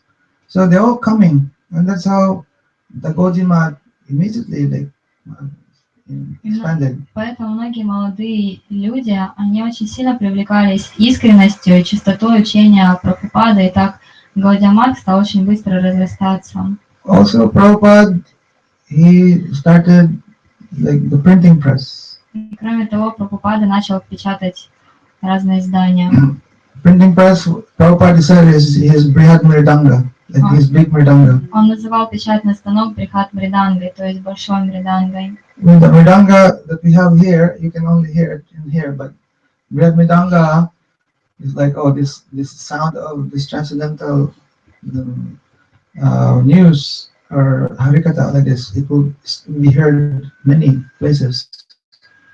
Например, если вы будете сейчас здесь играть на мриданге, это услышит ограниченное количество людей. Но если вы будете играть на Брихат мриданге, то есть вы будете печатать разные духовные издания, это послание будет разлетаться по всему миру. So Prabhupada, he had magazines printed, and then he published like all works of Bhaktivinoda Thakur. Like as I've said, like Jiva Goswami, he made sure that all these books of the Goswamis will be spread. So it is Prabhupada with his Gaudiya Mat, they were making this effort that all the works of Bhaktivinoda Thakur, Jaiva Dharma, and all the Sharanagati, all the songs, they were published, and people will benefit. И таким образом Прабхупада начал выпускать разные издания, журналы, газеты, и кроме того он печатал все книги Бхактивинода Такура. Таким же образом, как когда-то нужно было сохранить книги Госвами, распространить их, таким же образом теперь, когда он основал Гаудия Мат, и у него оказался вот этот печатный станок, теперь он стал печатать все книги Бхактивинода Такура. Это Джайва Дхарма, Шаранагати и многие другие. As I've said also, now we just take it for granted. All these books are available and so easy to get. At that time of Prabhupada, It's even so difficult to get a copy of Chaitanya Bhagavat. И вот насколько мы на самом деле должны быть признательны ему за это, потому что сейчас очень легко, просто взял и скопировал, а в то время трудно было найти даже копию читания Бхагавата. So Bhaktivinoda Thakur made some effort really to get copy of Chaitanya Bhagavat, and Prabhupada he made commentary on Chaitanya Bhagavat and also published that. Бхактивinoda Тхакуре стоило немалых усилий достать копию читания Бхагавата, а потом Прабхупада, он издал ее со своим комментарием. Also, when Mahaprabhu visited South India, he found 2 books. And these books, he himself distributed this. He himself give it to Ramananda and make sure the Vaishnavas will read these books. You know these 2 books? Вы знаете, когда Махапрабху путешествовал по Южной Индии, он нашел там 2 книги, которые в дальнейшем передал Рай Рамананде для того, чтобы... Rama Samhita and Krishna Karnamrita. These 2 books. Эти 2 книги. So Prabhupada is saying that Mahaprabhu himself desired that this thing be distributed. These are also one of the few books that Prabhupada in the early times he made effort to be published. Brahma Samhita and Krishna Karnamrita. He published it. Mahaprabhu desired because at that time. И вот он таким образом исполнял желание Махапрабху для того, чтобы распространить эти книги, как раз Брахма Самхита, Кришна Карнамрита. So then, and see with this media like printing press, more and more people coming, and actually after some time, Prabhupada really became like a public figure. И постепенно, благодаря этим печатным изданиям, привлекалось все больше и больше людей, и Прабхупада становился все более такой публичной личностью. Because already they have so many like branches, Gaudiya like more and more. I'm just like I'm not telling like all the details, just like a briefly. У Гаудия стало появляться очень много ответвлений. Сейчас не буду об этом говорить, говорю только вкратце. So Prabhupada would be traveling like to other places, and he would be giving lectures like that. And even in train station, they already will be waiting for Prabhupada, like for places where Prabhupada's train would just stop. And so a lot of people will be waiting for him just to have his darshan. И даже он повсюду ездил и давал лекции. И бывало даже так, что люди приходили на железнодорожную станцию для того, чтобы просто увидеть, когда он пребывал на поезде, чтобы просто получить его даршан. And sometimes even just by that darshan, Prabhupada would be so powerful, he would inspire someone there, like in what happened in Cuttack. Someone became so inspired by Prabhupada's darshan, just like very nice instruction. Then he said, I have a printing press, I offer my printing press to you, like that. And then that's how they published like the Oriya, magazines like this. И вот Прабхупада Сарасвати, он также вдохновлял некоторых людей, которые приходили к нему на даршан. Так произошло в одном месте под названием Катак. Там один преданный, он настолько вдохновился этим даршаном, что он сказал, у меня есть печатный станок, и я отдаю его вам. И таким образом было напечатано много изданий на Ории. And in universities, they made many programs, and they attract so many like intelligent people. Really. Кроме того, он проводил очень много программ в университетах и привлекал тем самым очень много разумных, интеллигентных людей. That really, it came to a point that Gaudiya Math became so big, and they can organize like a big parikrama in Navadvip. И в итоге Гаудия Мат стал так разрастаться, что они стали устраивать Навадвипа парикраму. And this is really one desire of Bhaktivinoda Thakur. He specifically told Prabhupada that, please, like, preach the glories of Mayapur, like it's the birthplace of Mahaprabhu. И это также было желание Бхактивинода Такура. Однажды он сказал Прабхупаде, пожалуйста, распространяй славу Майяпура повсюду. So their preaching was like inviting people to Mayapur and be acquainted to this birthplace of Mahaprabhu. And so one of their like main activity was they would hold exhibits in Mayapur. That time, like now it's very common in temples. They have all these dioramas and artworks, like exhibits like that. That time in Bengal, you do like that, it's like, it will be like a big talk in the town, and everyone like will make a news, and then they all want to go. И вот так они устраивали эту парикраму, проповедовали, всех приглашали в Майпур для того, чтобы люди поклонялись месту явления Махапрабху. И кроме того, они устраивали такие, ну, типа слайд-шоу. Это сейчас вы приходите в храм, повсюду видно разные изображения, картины, барельефы. А в то время такого не было. Только одну картинку покажи тогда, и вся округа сбегалась, и потом это все обсуждали. And they would even have free boat, for people to cross the Ganga, and they would like make sure that they would have a nice like way for the people to visit. Кроме того, они устроили так, что была такая бесплатная лодка, на которой перевозили людей с противоположного берега для того, чтобы они приезжали в Майпур. И также была устроена такая хорошая дорога, чтобы они могли спокойно пройти. So Prabhupada's preaching very powerful. Now take note, Prabhupada, one of the concept he was teaching also is we call yukta vairagya. И вот так проповедь Прабхупады была очень могущественная. И кроме того, он проповедовал еще один очень важный принцип юкта вайраги. That we pretend, we're renounced and we don't want to have anything to do with like material things, like yogi, like this. With Prabhupada, whatever is there, you can use in the service of God. You use that without any attachment. And this is real vairagya. Какие-то йоги, они, например, считают, что я не хочу иметь дело ни с чем материальным, я от всего отрекаюсь. Но это не настоящая вайраги. Прабхупада говорил, все, что у вас есть, вы должны использовать в служении Кришне. Вот это и есть настоящая вайраги. So whatever is there available, technology or whatever things, they use that and only for service of Guru, Hari Guru Vaishnavas. И любые технологии, которые появлялись в то время, они использовали для служения Хари Гуру и Вайшнавам. So then, like many, especially the so-called imitationists, or the imitationists, so-called Babajis like this, they would criticize Prabhupada. Like, oh, he pretends to be sannyasi, but look at him. He's wearing shoes, he's wearing watch, and he's riding train like this. И многие имитаторы Бабаджи в то время они начали критиковать Прабхупаду. Посмотрите, что это за саньяси? У него хороший костюм, ботинки, он ездит в поезде, у него есть наручные часы. But they don't understand that Prabhupada, he's using everything. He doesn't want to waste any time, and he's using everything to attract people to this teachings of Mahaprabhu. Но нужно понимать, что Прабхупада использовал любую возможность и не терял ни секунды для того, чтобы привлекать людей к этому учению. But what they don't know also is that before this preaching of Prabhupada, he really had very austere life, and he was doing all this strict vow. Но они не знали о том, что до того, как Прабхупада начал свою широкую проповедь, какие суровые аскезы он соблюдал. And there were writings from all his early disciples. They were telling that when he actually even took sannyas, before that, no one would even see his upper body because he's always covered with cloth.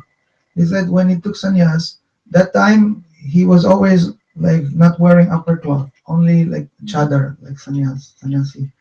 And he's not wearing any shoes. Sometimes his feet would be bleeding because, the road is not good. He's not wearing shoes. И говорится, что до того, как он, when nobody know how he some of his disciples, they would not see him naked because they always have cloth. No, but when he took sannyas, then he's not wearing. When he took sannyas, yeah, he not wearing. Yeah, now he's only chadar, sannyasi, like that. And he's not wearing shoes also. When he took sannyas. Yeah, that time when he started taking sannyas, and then. Okay. И многие ученики, они говорили, что до принятия саньяса они даже не видели его, как обнаженный торс. То есть, но когда он принял саньясу, он не носил обувь, и он носил очень простую одежду, там просто покрывал торс чадаром, и порой у него ноги кровоточили, потому что трудно было идти по дороге без обуви. Now, Prabhupada's Gaudiya Math started around 1918, officially. Где-то с 1918 года Прабхупада начал свою официальную проповедь. And Prabhupada stayed in this world until like 1937. И он находился в этом мире где-то до 1900, кстати, 37 года. So like from that time, so much development really in the Vaishnav, the Vaishnav history. И за это время произошло очень много изменений в истории вайшнавов. Because before the time, the Gaudiyas were looked down upon by people. That is a fact. Потому что в то время общество очень свысока смотрело на гаудиев. They really see them like, oh, this like immoral imitationists, so-called devotees like this. Они думали, что это просто какие-то аморальные имитаторы, они только называют себя преданными. Like useless, like beggars. И они просто как бесполезные попрошайки. But now with Prabhupada and his Gaudiya Math, a lot of people, they're seeing like, oh, these are very intelligent like people, and they know like philosophy, and their philosophy is very high class, like bhakti. Но теперь, говоря про Прабхупаде, это мнение изменилось. Они увидели, что гаудии на самом деле очень образованные и разумные личности, и они очень хорошо знают учения. And they're defeating all this very nonsense teaching of you're Brahmin because you're born Brahmin. All the caste consciousness. И они побеждают это кастовое сознание, что ты браман только потому, что ты родился в браманической семье. But also during this time, not just the caste Brahmins and the Jati Gosais were like critical to Prabhupada. Now they're seeing like the revolutionaries, they're also seeing like, oh, this group is becoming very strong also. И теперь не только Смарта Брахманы, не только Джати Гасаи враждебно относились к Прабхупаде, теперь еще и революционеры стали относиться плохо к нему. So that time there was the independence movement of Gandhi and some other like nationalist movements and communist movement also. В то время было развито движение за независимость во главе с Ганди, также там были националисты, коммунисты. And they would criticize the devotees. He said, like because they would hold these expensive exhibits in Mayapur. So like one time some protest was done by some nationalist groups. And they're like, why are you wasting all this money? It can be used to feed the poor and like this, Они видели, что очень много средств тратится на вот эти слайд-шоу, которые проводили в Майпуре. Когда они однажды сказали, почему вы не потратите эти деньги просто на то, чтобы накормить бедных? And Prabhupada would answer them that our mission is not on like the karmic level, Our mission is like higher, for the higher consciousness of the people. И тогда Прабхупада сказал, что наша миссия не основана на одной карме, наша миссия для людей с высшим сознанием. And because of all these controversies and protests, actually this is a very good arrangement, because sometimes when there's someone protesting, then it makes more news and it gives you opportunity to answer and make people understand, right? На самом деле все эти разногласия, дискуссии, они служили очень хорошую службу, потому что, знаете, когда возникают какие-то разногласия, возникает дискуссия, это начинает повсюду обсуждаться. And that's why it gave them the opportunity to become more famous. Now Prabhupada, before they only have like monthly magazine or every 3 months magazine, now they have daily newspaper. И это позволило Прабхупаде стать еще более известным, его движению.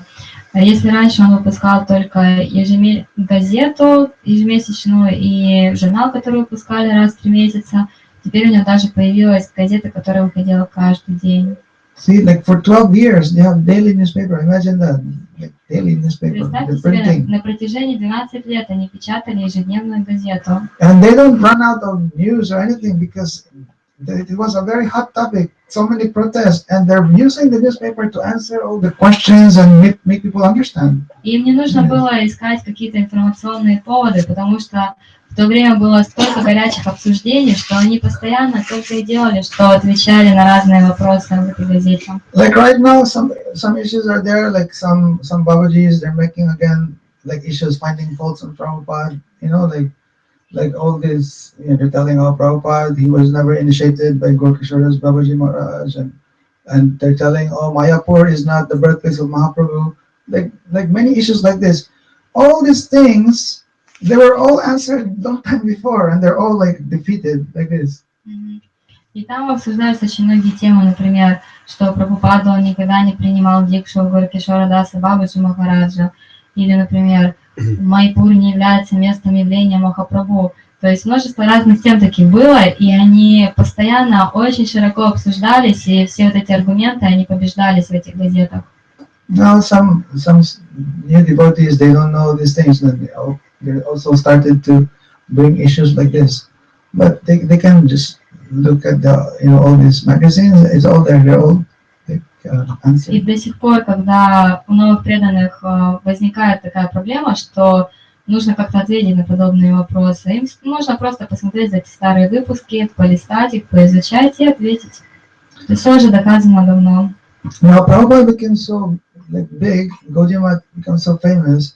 More the people are so those anti-party against him. That at one point they wanted even to kill Prabhupada. И вот теперь миссия Прабхупады, она стала настолько большой, и Гаудия Мат стал настолько разросся, что у Прабхупады появились такие завистники, которые даже решились убить его. When Prabhupada, he organized his first Navadvip Parikrama, and this time, many from Gaudiya Math, his students would come. Then they planned to ambush the party. Now it was a very big parikrama. They even have elephants and they have deities on the elephants like this. И вот тогда Прабхупада организовал очень большую Навадвипу парикраму. Он созвал всех своих учеников, последователей. У них даже были слоны, на которых везли божеств. So there's envious caste Brahmins and Jati Gosais, both of them. They're waiting in Paramatala, and just when the devotees are passing by, they had a cart full of bricks, bottles, and nails, all these things, and they started to throw to the devotees. И вот так вот эта группа завистливых браманов, они подкарауливали Прабхупаду в месте под названием Параматала. И у них наготове были разные булыжники, стекло, бутылки, все. И они начали бросать это в преданных. So immediately, the deities, they're making sure they're safe. They took the elephants away, and everyone running for their lives. But especially Param Gurudev, Param Gurudev immediately took Prabhupada and managed to go inside one's house. И тогда в первую очередь позаботились о божествах для того, чтобы они были в целости и сохранности, и увели слонов. И каждый побежал спасать свою жизнь, но Парам Гурудев был именно той личностью, которая позаботилась о Прабхупаде Сарасвати. But this one was properly planned by whoever this group is, because they were also coordinating with authorities like police. So because during this time there was no police, no one came. And some devotees, they wanted to take shelter in houses, but all the houses are locked because already they warned them, if you open, something bad will happen to you. И нужно также понимать, что вот эти завистливые браманы, они в то время подговорили полицию. То есть, когда все это началось, никто из полицейских не присутствовал.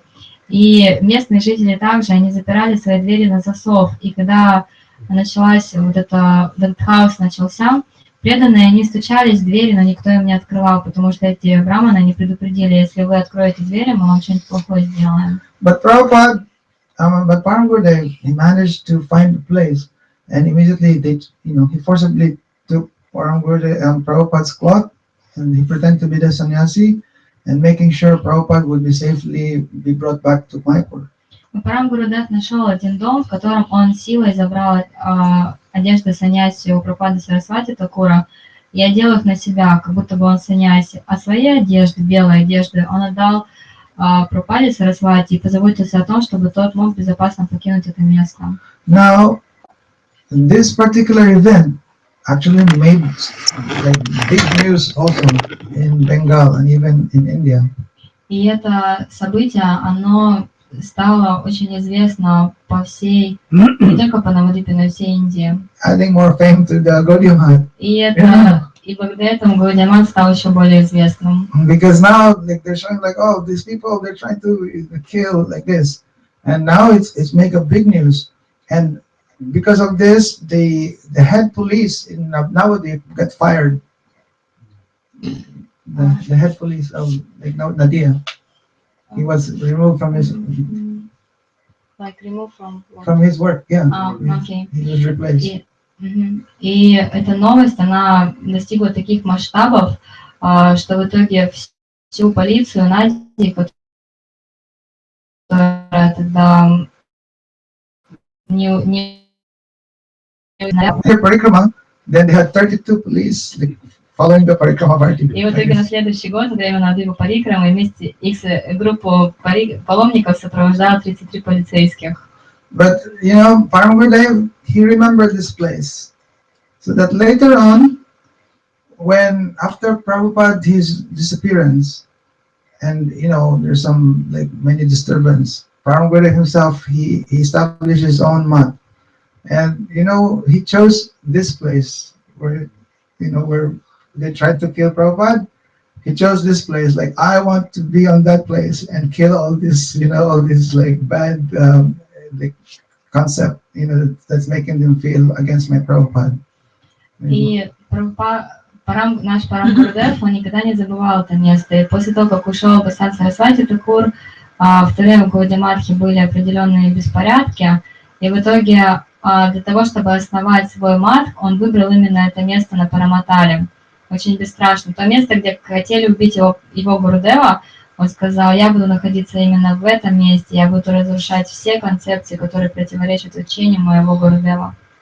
That's why, you know, Devananda Gaudiya Math, it's in that line, the Paramatala. И вот если вы посмотрите, вот Девананда Гаудия Мат, он находится как раз на пути к Параматале. Because this place in Navadvip, this was the like headquarters of all the Sahaja Babajis and Jati Gosais. Это место на Параматале было как главный офис всех сахаджиев и вот тому подобное. Now they're quiet, like Paramgurudev. Но сейчас все они успокоились благодаря Парамгурудеву. So now Prabhupada, his preaching work is so like successful, but it was not just up to within India. He was really desiring that this will also be spread all over the world. That's why he started sending like his other sannyasis, like Bhaktisaranga Goswami Maharaj, Bhaktivedanta Maharaj, and others. И Прабхупада Сарасвати, его проповедь, она была очень успешной в Индии, но только на проповеди в Индии он не останавливался. Он хотел, чтобы это знание, оно также выходило уже за пределы Индии, расходилось по всему миру. И с этой целью он послал своих учеников Бхакти Сарангу Махараджа, Бхакти Хридой Бон Махараджа и других на запад. But we know, of course, because of Bhaktivedanta Swami Maharaj, his disciple, that now this is all over the world. И мы знаем, что благодаря, в особенности, одному из его учеников, Шрила Бхактисиддханте Свами Прабхупаде, это знание действительно разошлось по всему миру. But again, take note that there's this consistent thing in the life of Prabhupada and also Bhaktivedanta Swami Prabhupada and like all the previous acharyas, that before they did their, you know, big preaching, they always start like very intensive bhajan like this. So like for example, Bhaktivedanta Swami Prabhupada, before he took sannyas and he went out to the, you know, and now very, very big ISKCON. Before that, he was doing also his intensive bhajan where in Vrindavan, even like in Rupa Goswami's bhajan place. И вот заметьте, представители нашей парампары и Бхактисиддханта Сарасвати, такой Шрила Свами Прабхупада, они начинали вот так вот раз, сразу такую широкую проповедь. Очень большое время они посвящали интенсивному баджану. Например, Шрила Бхактисиддханта Свами Прабхупада, перед тем, как отправиться на запад, сколько лет он совершал баджану в Вриндаване? That time, Gurudev would also be visiting him. И Гурудев в то время он приходил к нему в храм Радха-Дамодара. But this was after he took sannyas from our Param Gurudev. Это уже произошло после того, как он принял саньясу от нашего Парам Гурудева. Now we should also not think that this he taking sannyas from Param Gurudev is something like out of formality because he wants to take sannyas. И не нужно считать, что вот это его получение саньясы от Парам Гурудева это просто как формальность, просто потому что ему нужно было от кого-то получить саньясу. Because him, Srila Bhaktivedanta Swami Prabhupada, he had like very close relationship with his god brother, Param Gurudev, Srila Bhakti Pragyan Keshav Goswami Maharaj. Все потому, что у Шрилы Бхактисиддханты Свами Прабхупады были очень близкие и хорошие отношения с его дорогим духовным братом, нашим Парам Гурудевом, Шрила Бхакти Прагьяна Кешава Госвами Махараджем. When Prabhupada, he entered Samadhi, and then when Acharya disappears, always, this nature of Kali Yuga, like some fighting, whatever is there, then it is said that Param Gurudev, he decided now, like he established a new society to continue the mission of his Gurudev. This he did with Srila Bhaktivedanta Swami Prabhupada. They're founding fathers of Gaudiya Vedanta Samiti. Когда Шрила Прабхупада ушел из этого мира, как обычно бывает, когда уходит Ачарья, начинаются различные распри и какое-то волнение. И после этого наш Парам Гурудев, он решил учредить свой мат. И с кем он это сделал? Вместе со Шрилой Бхактисиддхантой Свами Прабхупадой он открыл Гаудия Веданта Самити. It is said that, when Prabhupada, when Gaudiya Math was at its height of, progress, they become very rich, actually. Especially the temple in Calcutta. That was like their main temple. They have their own elephants, and it's very rich. So much money is there. В то время в городе Мадхье у них настолько была мощная проповедь, что у них было очень много денег. И особенно обеспеченным был храм в Калькутте. У них даже были собственные слоны. You can understand that it will be so easy to be interested, be diverted from, from the path of pure bhakti and become interested with all these material things. И вы понимаете, насколько легко было отойти от этого пути чистой бхакти и привлечься богатством. So there were fightings of ownership of properties after Prabhupada's disappearance. После ухода Шрилы Прабхупады преданные не начали сражаться за эту собственность Гаудия Матха. And it went on for many years. И это продолжалось многие годы. Now I just want to show, in relation to Param Gurudev, that we know Param Gurudev. He's like Acharya Keshari, like Lion Acharya, and no one can defeat him. Like many court cases he's done, and he always wins. Я просто хочу показать эту историю в связи с нашим Парам Гурудевом. Вы знаете, наш Парам Гурудев это Ачарья Кешари, Ачарья Лев. В каких бы судебных делах он не участвовал, он всегда побеждал. But later on, there was many court cases, like who's going to own property of Prabhupada. Finally, it was agreed that because there's this group that he's actually very great scholar. His name is Ananta Vasudev, and in the beginning they thought he will be like the next successor. He'll be the successor of Prabhupada, and they want him. And even Param Gurudev, he was with him. Srila Bhakti Pramod Puri Maharaj, they were all with him because he's really very he is very intelligent and everything. He knows all of Siddhanta. И в итоге этим всем судебным разбирательствам пришел конец. И там была такая выдающаяся личность, Ананта Васудева его звали. Этот человек обладал очень незаурядными способностями, и он хотел быть преемником Прабхупады, и сам Прабхупада также хотел этого, чтобы это был следующий ачарья.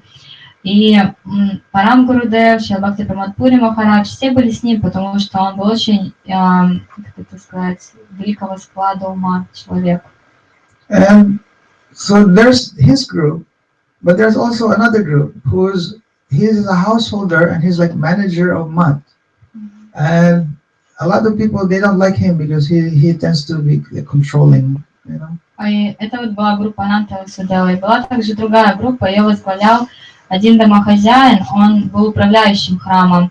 Но преданные не любили его, потому что он любил контролировать всех. So anyway, later on, it turned out that Ananta Vasudev, he started like showing so much like arrogance that even Prabhupada, he's not accepting, he's rejecting. И в итоге Ананта Васудев стал очень странно себя вести, и все дошло до того, что он стал отвергать самого Прабхупаду. He was telling like, oh, some of the teachings of Prabhupada is not correct like this. И он даже говорил, что что-то изучение Прабхупада, оно некорректно. Yes, he is big scholar. He knows many things. Потому что он был большим ученым, он много чего знал. And it even came to a point that he's telling his disciples, you will have to again take Diksha because actually we're not bona fide. Those disciples of Prabhupada, they're not bona fide. И дошло даже до того, что он сказал ученикам Прабхупады Сарасвати, что вы должны снова получить дикшу и получить ее от меня, потому что прежде то, что получили дикшу, это все не настоящее было. But he's very powerful. Now, like, it's his group and the other group. Now they're fighting over like who will own, the Gaudiya Mat. И вот этот Ананта Васудева, он был очень могущественный, и вот эти вот две группы, они постоянно сражались друг с другом, кто в итоге станет собственником всего имущества Гаудия Мата. So then later on it was agreed, after many years, that he will own all the Gaudiya Mats, but the Mayapur, the Yoga Pit and the original mat in Mayapur, okay, that will be owned by the other group. И в итоге, спустя много лет, они пришли к соглашению, что Ананта Васудева will be owner of. Oh, like all the Gaudiya Mats. Yeah, the 601, yeah.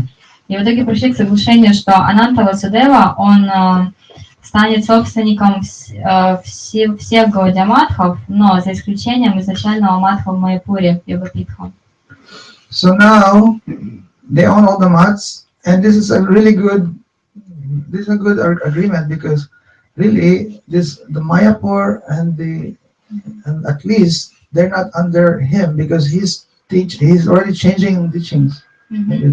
И это было очень хорошо, потому что хотя бы в Майяпуре, в Йога-питхе, никто не подвергался его влиянию, потому что он менял учение. So what happened to them? They actually became like the Babajis. They also stopped chanting Mahamantra loud, They don't want to chant Mahamantra aloud. It's in Майяпур. No, like the other the group of Ananta Vasudev. Yeah. И так вот в итоге в этой группе Ананта Васудева все становились бабаджи, и они даже перестали громко повторять Харе Кришна Махамантру. So now Param Gurudev, he started a court case against them. И вот так вот Парам Гурудев затеял судебное дело против них. And especially the mat in Calcutta, which is like the biggest mat, he said like, they don't deserve to own this. Again. And he opened a court case telling that they don't deserve to own this because they're not followers of Prabhupada. Like this. И так он затеял дело также против матхов в Калькутте, потому что он сказал, они не следуют Прабхупаде, поэтому они не имеют права находиться в этом храме. But in this court case, Param Gurudev lost. Like he did not win. Но это дело Парам Гурудев проиграл. So then Vaishnavas, they would say like, oh, like he always win court case, but this time he lost. И Вайшнавы однажды они спросили у него, как же так, вы всегда выигрываете все судебные дела, почему же это дело проиграли? But Param Gurudev said, no, I won. You should see like, what happened. Because after this court case, immediately these people, in one day, they had more than 10 sannyasis. Before they don't accept, they all became Babajis. They had more than 10 sannyasis. And then they're putting Murti of Prabhupada again. And then they had 24-hour Mahamantra Kirtan in the temple. Он сказал, на самом деле я выиграл это дело, только посмотрите, как только я затеял это судебное дело против них, сразу же там появилось больше 10 саньяси. Кроме того, они вернули на место Мурти Прабхупады, и они стали проводить в храме 24 часа в сутки киртан. And also later on, and because of that, Prabhupada, okay, I've done what my desire, so then he let them continue. И Парам Гурудев, он решил, что мое желание исполнено, и теперь пусть они продолжают практику. Also, actually later on, Anta Vasudev, he felt guilty with, what he's done. And he wanted to renounce everything, like all the things. So he wanted to stop taking charge of everything. So he actually offered to any of his god brothers, I will offer to any of my god brothers to take care of the rest of the month, but they will have to give up their sannyas, like they will have to become Babaji like that. И Ананта Васудева, он на самом деле чувствовал вину за все содеянное, и он уже думал, что пора отдать всю эту собственность, все Гаудиматы кому-то другому. И тогда он объявил, решил отречься от всего, и он объявил, что я дам всю эту собственность тому своему духовному брату, который отречется от саньяса и станет бабаджи. So immediately Param Gurudev's brother, who is also his god brother, Urlumi Maharaj, he gave up his sannyas and he took the role like, okay, I'm Babaji, and then he took charge of now like Acharya of this. But because of him, but he used it as a sacrifice, because again he's trying to establish the brahmacharis and sannyasis according to what Prabhupada wanted. And what's his name? Urlumi. Okay.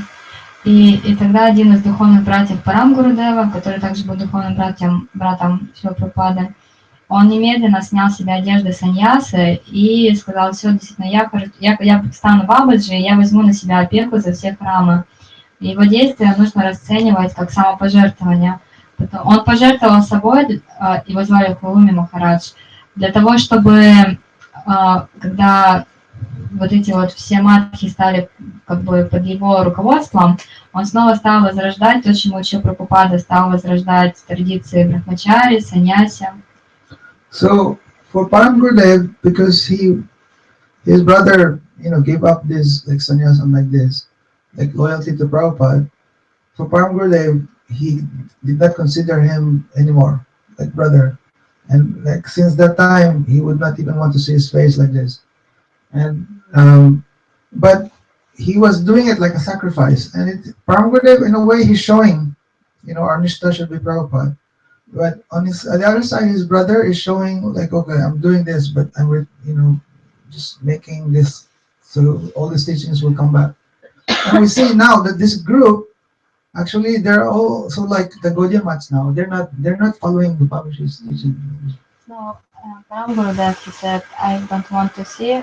Yeah, like and anyone who goes to their mat, Param Gurudev would let them fast for 3 days, and again take mantra. Но Парам Гурудев, он сказал, что я не хочу даже смотреть в лицо этого человека. И те преданные, которые приходили в этот мат, он говорил, он 3 дня постится, и только после этого принимал обратно. То есть это с точки зрения Парам Гурудева, он показывал свою сильную гуру-ништху и веру в учение своего учителя. Но с другой стороны, вот этот Махарадж, он показал вот это самопожертвование ради духовного учителя. И этот Гаудия Мат, он поныне существует, и там живут преданные, они не следуют Бабаджи. So now even this group, the Gaudiya Mission, they're even, they do even distribution of Gaudiya's books. А теперь вот эта миссия, они даже книги Гурудева распространяют. Like the last time Bhaktivinoda Thakur's anniversary, like 100 anniversary. They were inviting like our book distributors, and they were also distributing. They're happy with all Gaudiya's books. Вот, например, на столетие Бхактивинода Такура они пригласили наших распространителей книг и устроили фестиваль, на котором распространялись книги Шрилы Гурудева. And now in Bengal also they're very strong at preaching. You go to their mat. One time we visited their mat. And during the Mangal Arti, they have like more than 10 sannyasis and like, doing like singing kirtan. И они очень хорошо также в Бенгалии проповедовали. Однажды мы попали в их матх, и мы увидели, например, во время Мангалы, там было где-то 10 саньяси, и все они активно играли на инструментах. So anyhow, Prabhupada, he had made a big revolution in the history of the Gaudiyas. It was actually from his time that so much effort was there that now not just the reputation of the Vaishnavas have been uplifted, but he made arrangement that really it will spread all over the world. И Прабхупада произвел грандиозную революцию в истории гаудиев. Он не только восстановил хорошую репутацию вайшнавов в обществе, но также приложил усилия к тому, чтобы это учение стало распространилось по всему миру. And like our Param Gurudev, really, Param Gurudev had a blessing from his Param Gurudev. You know the Param Gurudev of our Param Gurudev? И даже наш Парам Гурудев получил милость, благословение от своего Парам Гурудева. Знаете, кто его Парам Гурудев? So who's Param Gurudev or Param Gurudev? Кто Парам Гурудев нашего Парам Гурудева? Gorkishoras Babaji Maharaj. You know, one time Gorkishoras Babaji Maharaj, he was hiding in the toilet, public toilet. He doesn't want to go out. Знаете, одно время Горкишордас Бабаджи, он прятался в отхожем месте и не хотел выходить наружу. He was showing like a protest because like he's famous and many materialist people like they just want to come into him and like ask blessings and like this. Он показывал свой протест, потому что много материалистов любили приходить к нему, просить благословения у него. So he said he'd rather be with the public toilet, all the stool, than being with all these materialists. И он сказал, лучше находиться в отхожем месте, чем со всеми этими материалистами. So for many days he was hiding there, and Prabhupada is also worried, so he's sending Param Gurudev, and many people time to time they will go, oh Babaji Maharaj, like we'll give you bhajan kutir, don't stay there like this, and he would not open the door. И много людей приходило к нему, они говорили, о, Бабаджи Махарадж, ну что же вы живете в туалете, мы вам построим баджан кутир, почему же вы не выходите? И также однажды Прабхупада он послал Парам Гурудева, Горкишордасу Бабаджи. So when Param Gurudev went there and he knocked on the door, he said, oh Babaji Maharaj, I'm sent by your disciple. Like that. When he knows, like, oh, Vaishnavi Daita, he is sent, then immediately he opened the door. Тогда Парам Гурудев постучался в дверь и сказал, о, Бабаджи Махарадж, я являюсь учеником вашего ученика, Шри Варшабханави Даита. И только Горкишордас Бабаджи услышал это имя, он сразу же открыл дверь. And so, Gorkishoras Babaji Maharaj, he said, oh, it's your disciple of, then they were like talking, like, grandfather is always sometimes even more kind than the father. So like that. И вот так вот они очень хорошо поговорили друг с другом. Знаете, обычно дедушка к своим внукам, он более добр, чем к сыновьям. So that time, before they departed, Shri Gorkishoras Babaji Maharaj, he said, I bless you that all obstacles of bhakti will be removed from your path, like this. Перед своим уходом из этого мира Горкишордас Бабаджи Махарадж благословил его. Я даю тебе такое благословение. Какие бы препятствия ни возникали на твоем пути, я все их уберу. And we can see that on the strength of this blessing of Shri Gorkishoras Babaji Maharaj, like after Srila Prabhupada's departure, Param Gurudev's, he's the one actually who created the Bhaktivedanta army.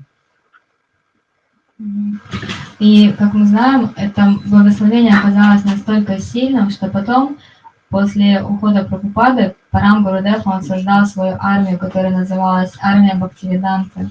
All his sannyasis, before there's so many names sannyasis, all this bhakti, it all starts with bhakti and something like that.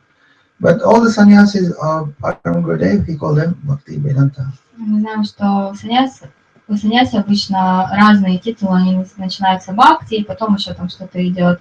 Но Парам Гурудев всегда давал титул всем личностям, которым давал саньяс, он давал титул Бхактивиданта. So his first 3 sannyasis was our Srila Gurudev, Bhaktivedanta Narayana Swami Maharaj, and Srila Bhaktivedanta Bhakti Swami Maharaj, Bhaktivedanta Srikrishna Swami Maharaj. И первыми 3 саньяси его стали наш Шрила Гурудев, Шрила Бхактивиданта Нараяна Госвами Махарадж, Шрила Бхактивиданта Вамана Госвами Махарадж и Шрила Бхактивиданта Срикришна Госвами Махарадж.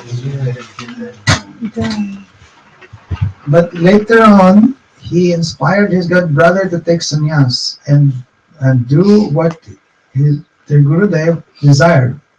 Но позже он вдохновил своего духовного брата принять саньясу и исполнить желание их духовного учителя. And so he gave him the name Bhaktivedanta Swami Maharaj. И так он дал ему имя Шрила Бхактивиданта Свами Махарадж. And soon after that, he did this intense bhajan in Radha Damodar Mandir. After that, he arranged, that he will go to the west. And he was so powerful. И так после принятия саньясы Бхактивиданта Свами Прабхупада начал совершать глубокий баджан в храме Радха Дамодара, а после этого все было устроено для того, чтобы он отправился на свою проповедь на запад. And take note how difficult that kind of mission is. Like to teach, all the new people, they don't know anything, and teach them about Krishna, especially this very high, like about Rupa Goswami. That is so difficult. So he had to find a way to, start from foundation. И только представьте, насколько тяжелой была его миссия проповедовать людям, которые абсолютно ничего не знают о Кришне, и тем более об этой высшей концепции, о высшем учении. И ему пришлось долгое время закладывать фундамент знания. And it was never his aim that he's making like a new group. It is aim that his society would follow what really teaching of Prabhupada. И на самом деле он не хотел устраивать себе какую-то новую группу своих последователей. Он хотел сделать так, чтобы все его ученики, они следовали линии Прабхупады. And we have to understand really what is Gaudiya Math, what is really conception of Gaudiya Math. И тогда мы должны понимать, что такое Гаудия Мат, в чем его концепция. Like Prabhupada, before he entered Samadhi, he was always grave, and he was telling his disciples that our only life and soul, or our aim, is that we become servants of Rupa and Raghunath. We preach the message of Rupa and Raghunath. This is our main thing. Перед входом из этого мира Шрила Прабхупада, он всегда был очень серьезный. И он всегда говорил, что наша главная цель нашей проповеди — проповедовать учение Рупы и Рагунатхи. So, like for Prabhupada Bhaktisiddhanta Swami Maharaj, now he's preaching the West, but everything has to be like for the new people because they won't understand it. It's not that easy. So, but his direction was towards that. И вот так Свами Прабхупаде пришлось проповедовать на Западе абсолютно новым людям, и все равно он хотел направить их в сторону учения Прабхупады. And we can see that really Gurudev is assisting him, for all his followers to see the direction, like as desired by real followers of this parampara. И мы на самом деле знаем, что его Гурудев и все остальные не помогали ему направить его последователей и учеников к тому, чтобы те понимали, что такое наша парампара. Наш Гурудев, извиняюсь. So like many disciples of Srila Bhaktisiddhanta Swami Prabhupada, upon meeting Gurudev, then they could appreciate really how their Gurudev, Srila Bhaktisidhanta Swami Prabhupada, is really Rupanuga. И благодаря Шриле Гурудеву ученики Бхактисиддханта Свами Махараджа, они смогли понять, что их Гурудев на самом деле является Рупанугой. And Gurudev is helping them to advance more, to really understanding the direction towards this family, where we're going. И Гурудев помогал им понять, в какую сторону направляется наша семья, Какая наша линия? Now, our Prabhupada Bhaktisiddhanta Saraswati Thakur, tomorrow is his disappearance day. Итак, завтра будет день ухода Шрилы Бхактисиддханта Сарасвати Прабхупады. He appeared on a Panchami, and he also disappeared on a Panchami. That's the fifth. Он явился в Панчами и ушел также в Панчами. And he chose to disappear like a month before his appearance. И он предпочел уйти из этого мира за месяц до своего явления. So that his devotees, after his disappearance, then they will experience again his appearance day. То есть получается так, что после его ухода преданные, они испытывают радость в день его явления. Anyhow, you can just imagine that, like, on the day of this disappearance, how much the whole, his community was like grieving. И мы только можем себе представить, насколько убиты горем были все его последователи в день его ухода. Already for some time he was like displaying like sick lila, like he could leave anytime. До этого он уже являл свою лилу болезни, поэтому мог уйти в любой момент. And they were like anticipating anytime he could, he could leave like that. So one time it was Srila Bhakti Puri Maharaj. He was brahmachari at that time, and he was like, it was his time to watch over Prabhupada. Шрила Бхакти Пури Махарадж, в то время он был еще брахмачари, и вот настало его время заботиться о Шри Прабхупаде. Around this time, people would think like he's like sick, like he's sick lila, but really he's more and more like in samadhi. Like when you samadhi, that means he's in that different world. He's inside. Люди думали, что он все больше и больше заболевает. На самом деле он все глубже погружался в самадхи, то есть все глубже он погружался в духовный мир. When he's in external consciousness, then he would give instructions to his disciples like that. Like our only goal is to be like footdust of Rupa Goswami, like this. И когда он находился во внешнем сознании, он обычно давал наставления своим ученикам и говорил, что наша единственная цель — это следовать по стопам Рупы Госвами. And like in all our mats, the center should just be Harikatha, Haribhajan, Harikirtan. И во всех наших храмах должны быть только Харикатха, Харибаджан и Харикиртан. And so like if people are not doing this, then they would just be ending up in gossip and absorbed in enjoyment. А если преданные не будут этого делать, они будут все больше и больше погрязать в чувственных наслаждениях. And then they will be fighting over. И в итоге они начнут сражаться друг с другом. And finding faults over other devotees. И искать недостатки в других преданных. But he would like really emphasize, like seriously doing bhajan and all for following the preaching for Rupa Raghunath, like this. И он всегда подчеркивал, что нужно быть серьезными и проповедовать учение Рупы и Рагунатхи. So when Srila Bhakti Puri Maharaj, he was Prabhananda Brahmachari at that time, he was in the duty of that morning. It was like 5:30, like around that time morning, before 5:30. Prabhupada, he came out of his external consciousness and said, "Who's there?" And then Bhakti Puri Maharaj said, like, "Oh, it's Prabhadananda Das." Like that. Then he asked, "Oh, Prabhupada, how are you feeling like this?" And Prabhupada said, "What can I say?" And he said, Hare Krishna, like this. And then he just became quiet. So then after that, he was feeling like, all this fear, like Prabhupada can leave anytime. Then the time came that next shift. So another devotee came and he left.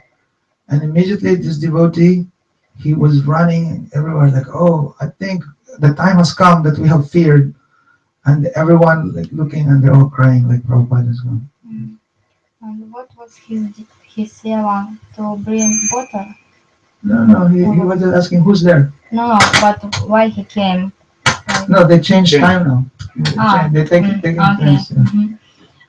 И в то время еще Бхакти Прамадпури Махараджа, его звали Прабхадананда Брахмачари.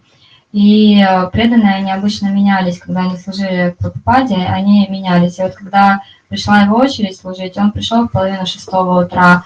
И только он зашел в комнату Прабхупада, он тут же вошел во внешнее сознание и сказал, кто здесь? Он сказал, это Прабхадананда Брахмачари. Прабхупада, как вы себя чувствуете? Потом он ответил, что я могу сказать? И начал повторять Хари Кришна Махамантру. И тогда в сердце Прамадпури Махараджа в него вошел настоящий страх, что Прабхупада может оставить этот мир в любой момент. И потом, когда пришла очередь другого севака, то тот почувствовал то же самое, и он стал всем рассказывать преданным, что, может быть, вот-вот Прабхупада уйдет из этого мира, и все тогда погрузились в скорбь. And it said that all the clocks in the mud stopped in the time. И в то время, говорится, даже часы все остановились в Мадхе. And immediately they made arrangements. They were wondering like, what to do like this. Like he devotees. already left, no? Yeah, he entered Samadhi already. So like when That next time- Sevak came. Yeah, the next Sevak came, and okay. then that's why the next Sevak, he was telling everyone, Prabhupada already, and they were all crying. The clock stopped also. И в итоге вот после Бхакти Прамадпури Махараджа пришел другой севак, и как раз в этот момент вот с этим севаком Прабхупада, он как раз оставил этот мир. И тогда севак рассказал всем об этой вести, и все погрузились в такую скорбь, даже часы остановились во всех мадхах, и преданные начали думать, что им теперь делать. So then there's a whole discussion with the disciples what to do. First, of course, they bathed Prabhupada's body and putting nice cloth. But there's the word like, what should we do? Some were telling we cremate his body like this. But Param Gurudev became so angry. It's like, what kind of disciple you are? Before you try to do that, he said we should bring him to Mayapur, like that. And many other great brothers, they all agreed. And so they have one rich disciple, and he arranged like a whole train, with all the devotees, they all from Calcutta going to Mayapur. And then they put his samadhi. И в итоге преданные, они начали обсуждать, что же им теперь делать. Конечно же, они омыли тело Прабхупады, они поставили ему тилоку, одели в чистые одежды, и теперь они думали, что делать с телом. Какие-то ученики Прабхупады, они предлагали кремировать его. И тогда Парам Гурудев встал и сказал, что вы за ученики после этого, как вы можете говорить такое? Нельзя его кремировать, его нужно сейчас отправить в Майпур. И тогда один из богатых учеников Прабхупады, он устроил так, что был целый поезд преданных, и они ехали из Калькутты на Мадвипу в Майпур. Mayapur, for some of you have been there, then you see in the Chaitanya Math, his samadhi is there. Also, samadhi of Gaurkishore Babaji Maharaj is nearby. И если вы были в Майпуре, вы видели там в Чайтанья Матхе самадхи Шрилы Прабхупады, а также неподалеку самадхи Шрила Gaurkishore Бабаджи Махараджа. Like Srila Gaurkishore Babaji Samadhi also. When Srila Gaurkishore Babaji Maharaj entered samadhi, that time also there was this fighting between Babajis, who will take his body, and they had this interest because he's very famous, and they know that whoever will keep the body, they will have lots of donation because they will have many people visiting like that. Мы знаем историю, когда Gaurkishore Бабаджи Махарадж оставил это тело, то также собралось очень много бабаджи, и они начали говорить, кто в итоге позаботится об этом теле. Они думали, что с ним делать, и на чем были основаны их мысли. Они думали, где бы мы ни оставили его тело, ведь Бабаджи Махарадж, он такой известный, люди обязательно будут приходить в это место и жертвовать деньги. But that time, immediately Prabhupada came with some of his disciples, and he went there to claim the body of Prabhupada. But these people, like fighting, would not like to give to him.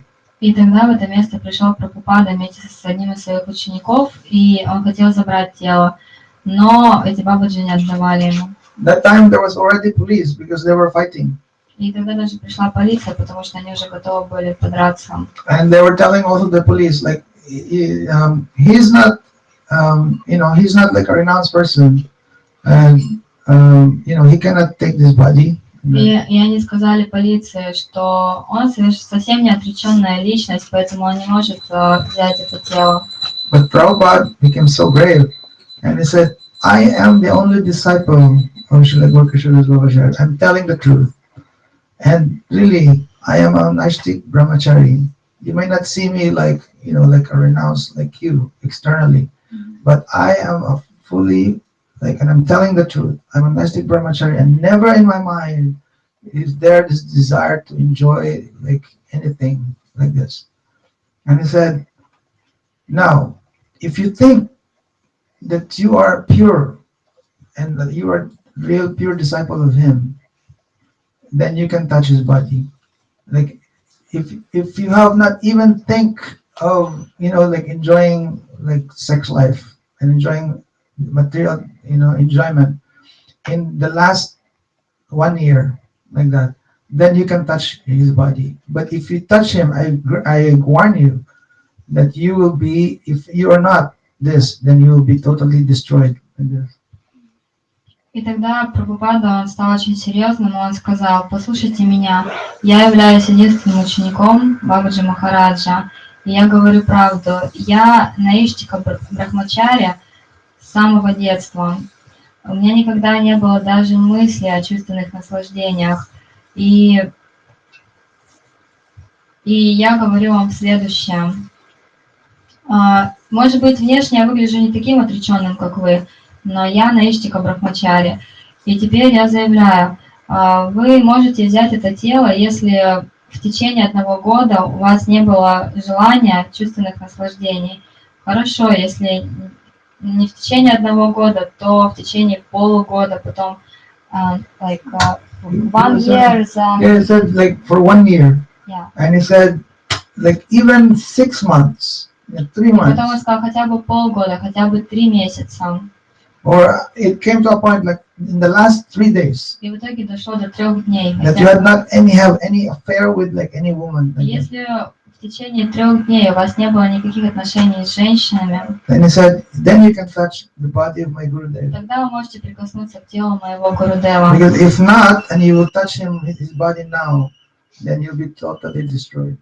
Но если вы соврете и прикоснетесь к его телу, я вам отвечаю, вы будете разрушены. And that time the police even told Prabhupada, like, you think you can trust them? Like, why would you trust them? И тогда даже полицейские спросили Прабхупады: вы что, действительно им поверите?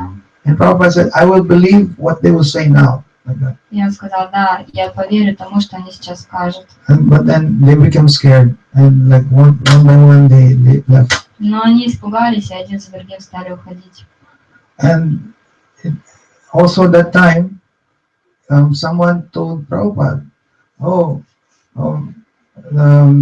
so before Gorkishas Babaji Maharaj like passed away, he was telling us that we should tie his body and put in rope and be dragged around in the dham, so that all the dust of the dham will be covering his body. И также к нему подошли одни люди и сказали: а вы знаете, незадолго до своего ухода Бабаджи Махарадж, он велел нам, что когда он оставит тело, нам нужно связать его по рукам и ногам и протащить по всем местам Навадвипа, для того, чтобы все его тело покрылось святой пылью. So then they asked Prabhupada, like, should we not follow this? This order, this is his order. И они Yeah, they asked Prabhupada. И тогда они спросили Прабхупаду, нужно ли нам следовать этому приказу? And Prabhupada chastised them and said, like, you do not understand, like, my Gurudev is showing, but he's showing that For people who are imitationists, like you people who cannot, who just want to imitate. He said, for those people who are imitationists, then when they die, they should be like this, like be tied and be dragged around the dam, and maybe the dam will be merciful to them.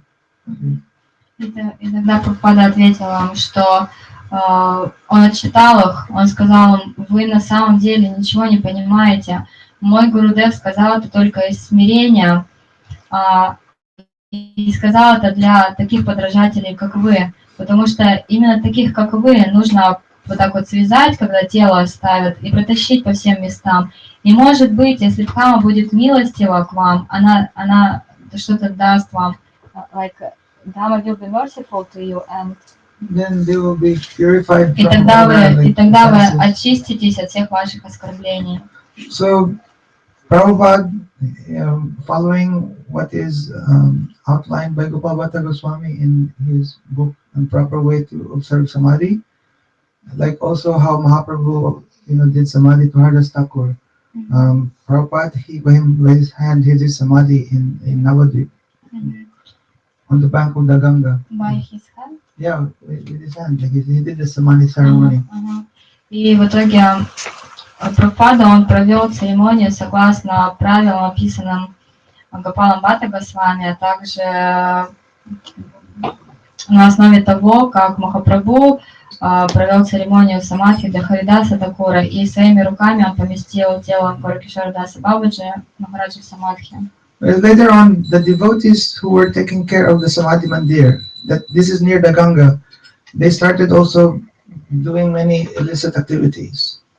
So then, Gorkashoras Babaji Maharaj arranged that he be removed from that place. Ganga shifted courses and gradually wanting, like going nearer to the Samadhi.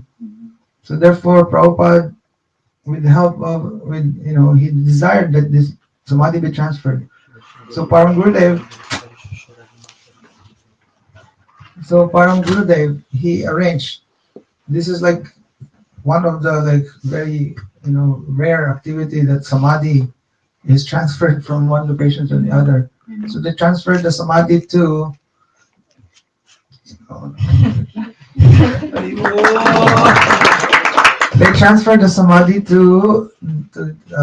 the bank of Radhakund in Chaitanya Math. И преданные, которые жили на территории Самадхи Мандира, неподалеку от Ганги, они начали себя как-то плохо вести, и в итоге Горакишор Дас Бабаджи, он сам устроил так, чтобы его тело перенесли в другое место. В то время Ганга, она поменяла свое русло, и была угроза затопления Самадхи. И тогда Парам Гурудев, и затем Парам Гурудев, он перенес Самадхи Горакишора Даса Бабаджи Махараджа в место под названием Радакунда, которое находится рядом с Читания Мат, которое находится в Читания Матхе. И тем самым также было показано, что на самом деле очень редко, когда меняется местоположение Самадхи. Бабаджи, они даже начали судебное дело по поводу этого, но они были побеждены Парам Гурудевом. Anyhow, so there in Chaitanya Mahaprabhu, you see Prabhupada Samadhi, also his Guru Samadhi, Shrila Bhaktisiddhanta Samadhi. И вот так вот в Читании Матхи мы видим Самадхи и Шрила Прабхупады, и его Гурудева Шрила Бхактисиддханта Сарасвати Махараджа. I'm so sorry, I'm so late. It's really я прошу прощения, что я занял столько времени, пожалуйста, простите меня. Tomorrow we'll observe the disappearance of Srila Prabhupada Bhaktisiddhanta Saraswati Thakur, and also tomorrow is in solar calendar. It's also Gurudev's disappearance day. It was 29 December. Завтра мы будем отмечать два события: день ухода Шрилы Бхактисиддханты Сарасвати Такура Прабхупады, а также завтра по солнечному календарю день ухода Шрила Гурудева. So tomorrow morning we'll have a short program because I'm leaving in the afternoon. So we'll speak about Viraha Mahotsav, like why we celebrate Viraha Mahotsav, when the Acharya disappear, why we have a feast. Like sometimes it's considered like weird, like we're supposed to be like not having like a feast, but really, we see this from example of Mahaprabhu and Haris Thakur. We can talk about this. Завтра у нас будет короткая программа, потому что в обед я уже уезжаю. И мы поговорим о том, что такое Вираха Махотсав. То есть, казалось бы, это фестиваль разлуки, но почему мы проводим фестиваль? То есть, казалось бы, это должен быть очень грустный день. And like, what is meaning of viraha? Like this, и мы должны понять, что такое вираха. So, sorry for taking your time. Пожалуйста, простите, что я занял ваше время. Unless there's no any question, then we can. Если нет вопросов, тогда начнем арати. Вопросов нет, да? Доброе.